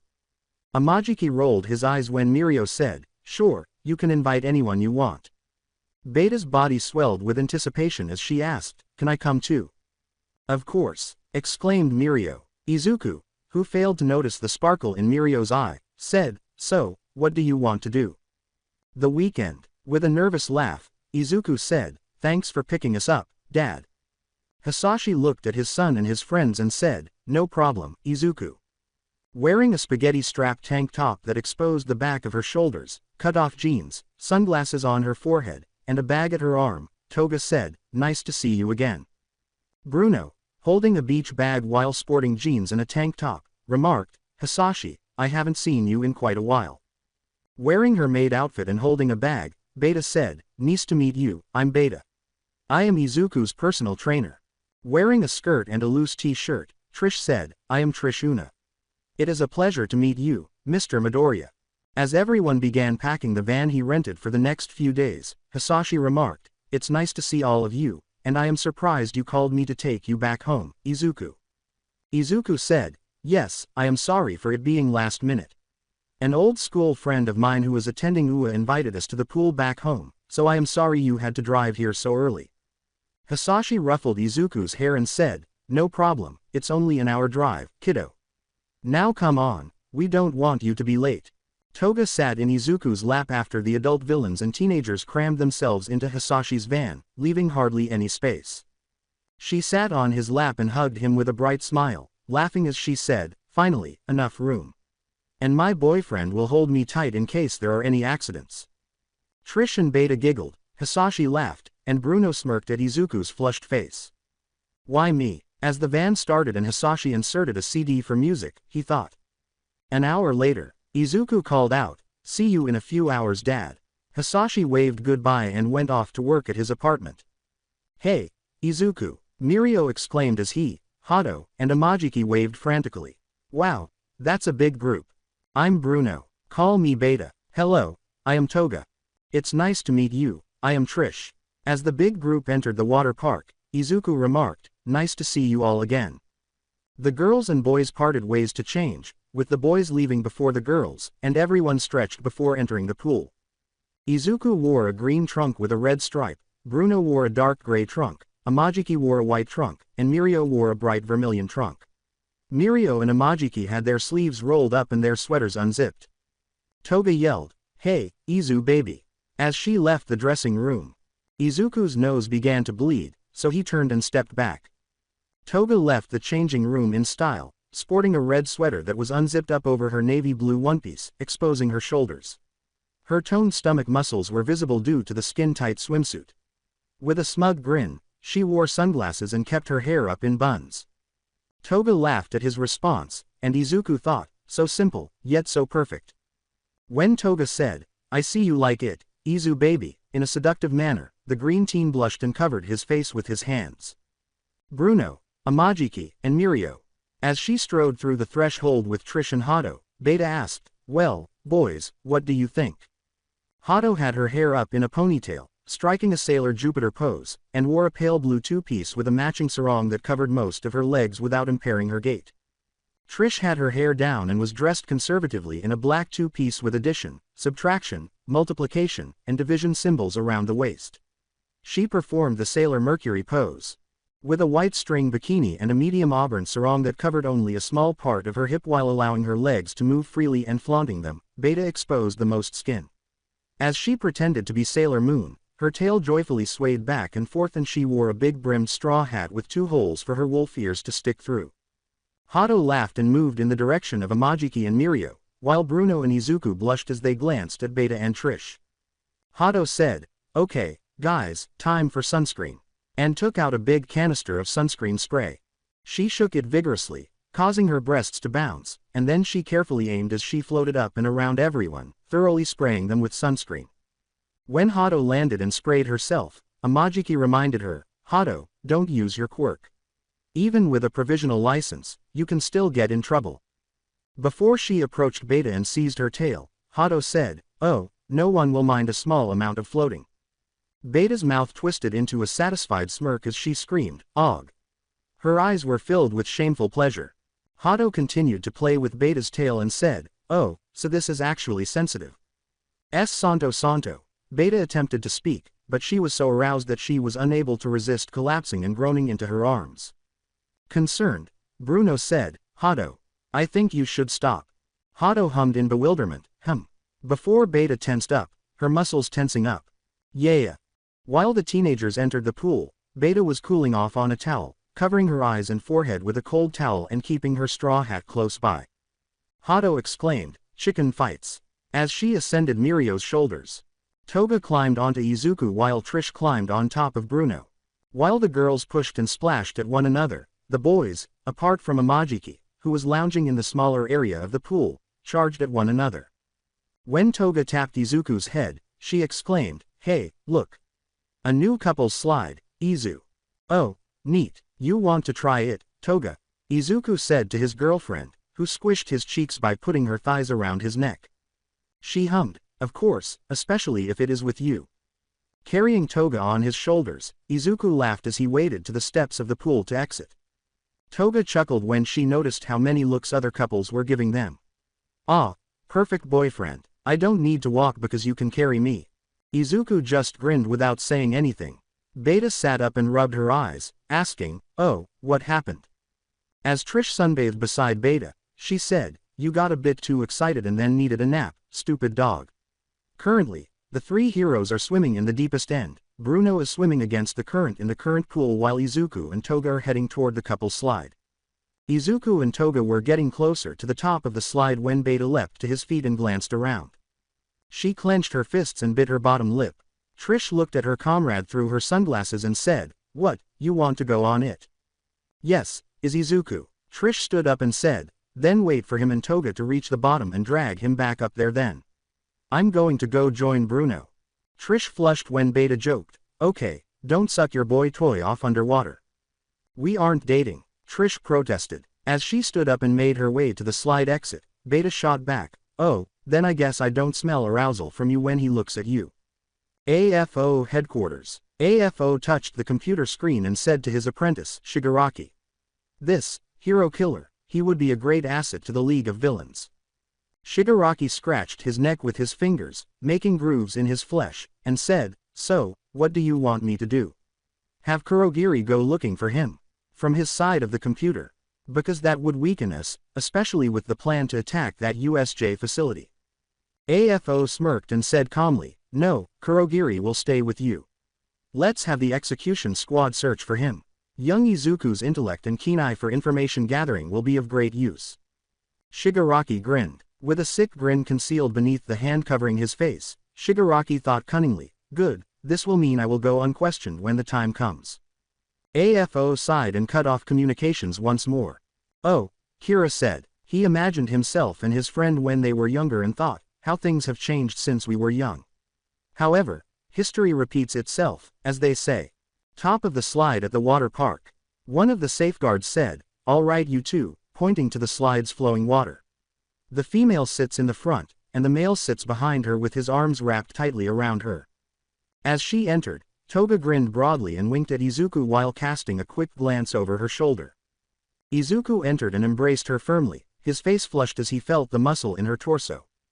The lifeguard said, "All right, have fun," before shoving the two ahead. As the water-covered slide twisted and turned, Izuku and Toga screamed with delight due to the force of gravity and the slippery surface. After a particularly sharp turn, Toga cried out, "Og!" before groaning as Izuku's hands searched her breasts. Izuku squeezed them without realizing what he was grabbing, causing Toga's eyes to widen and turn red. Toga turned and seized Izuku, bringing him into a passionate kiss as the two blasted out of the slide opening and struck the water before sinking. Gasping for air, they surfaced while Toga remained nearby. She nipped his ear and whispered, "You got me horny, Izu," sending shivers down his spine. "You will have to make it up to me." Izuku said, "F yes." Just then, Beta grabbed his forearm and pulled him out of the water. With a forced smile and a very angry expression, Beta said, "Come on, Izuku, we are going on the slide. I will not allow this young girl to overtake me." Izuku and Beta were alone at the top of the slide once more. The lifeguard teased, "So, back again, and with a different girl. You player." Izuku entered behind Beta, who waited for him. As Beta felt Izuku's lower body poke her butt before the lifeguard shoved them down the slide, she thought, "Oh, it looks like someone is excited." Beta chuckled as she and Izuku raced through the slide tunnel as they descended. "No," Izuku thought, "I'm losing my grip," and then his hands briefly released Beta's waist before grabbing hold of her breast and inner thigh. Beta moaned as they shot out of the slide opening, gasping as she felt his hold on her body. Beta came back up beside Izuku, panting like a dog. She looked lustfully and panted, "You were amazing. I can barely contain myself." She cupped Izuku's face and drew him to her lips, pressing her tongue into his mouth. "He tastes so good," she thought, using her tongue to commit Izuku's mouth to memory. Izuku yelled, "Beta," and shoved her away from him. "Oh," Beta said, crouching a little because they were in waist-high water. "Playing hard to get. Don't worry, I love a good hunt." When she lunged, Izuku leapt over her, landed back in the water, and then got out while trying to conceal his erection. Excellent. As he walked into the changing room to get some peace from Toga and Beta, he thought, first Toga, now Beta. Ring, ring, ring. Izuku raised an eyebrow before opening his locker and glancing at his phone. When he saw, "Boss," he quickly answered. With courtesy, Izuku replied, "Yes, boss." AFO said over the phone, "Izuku, I have a new mission for you in the execution squad." Izuku checked to make sure there were no other people in the shower or changing room before asking, "What is it?" "Is it about the upcoming plans for UA?" "I have finalized the plans for UA. But your team will be doing something just as important," replied AFO. Izuku sat down and said, "Go on." AFO gave the order, saying, "I want the execution squad to find and invite the hero killer Stain to join the League of Villains." "Can I count on you, Snap?" Izuku told his boss, "Sorry, but I changed my name, boss." AFO inquired expectantly and with curiosity, "Oh, may I know what it is?" With pride, Izuku said, "All Snap." AFO smiled. In frank criticism, AFO said, "And here I thought you would have gone with All Smite, but All Snap is better. So, All Snap, will you and the execution squad take this mission?" All Snap answered confidently and without hesitation, "Yes, boss." "Good, I want you all back here tomorrow. Kurogiri will send you to the city where the hero killer was last seen. I expect excellent results, All Snap." AFO said with a smirk. "We will get results, boss." Before hanging up, AFO concluded, "Then good luck." I'll continue the series in next part. Till then, bye bye.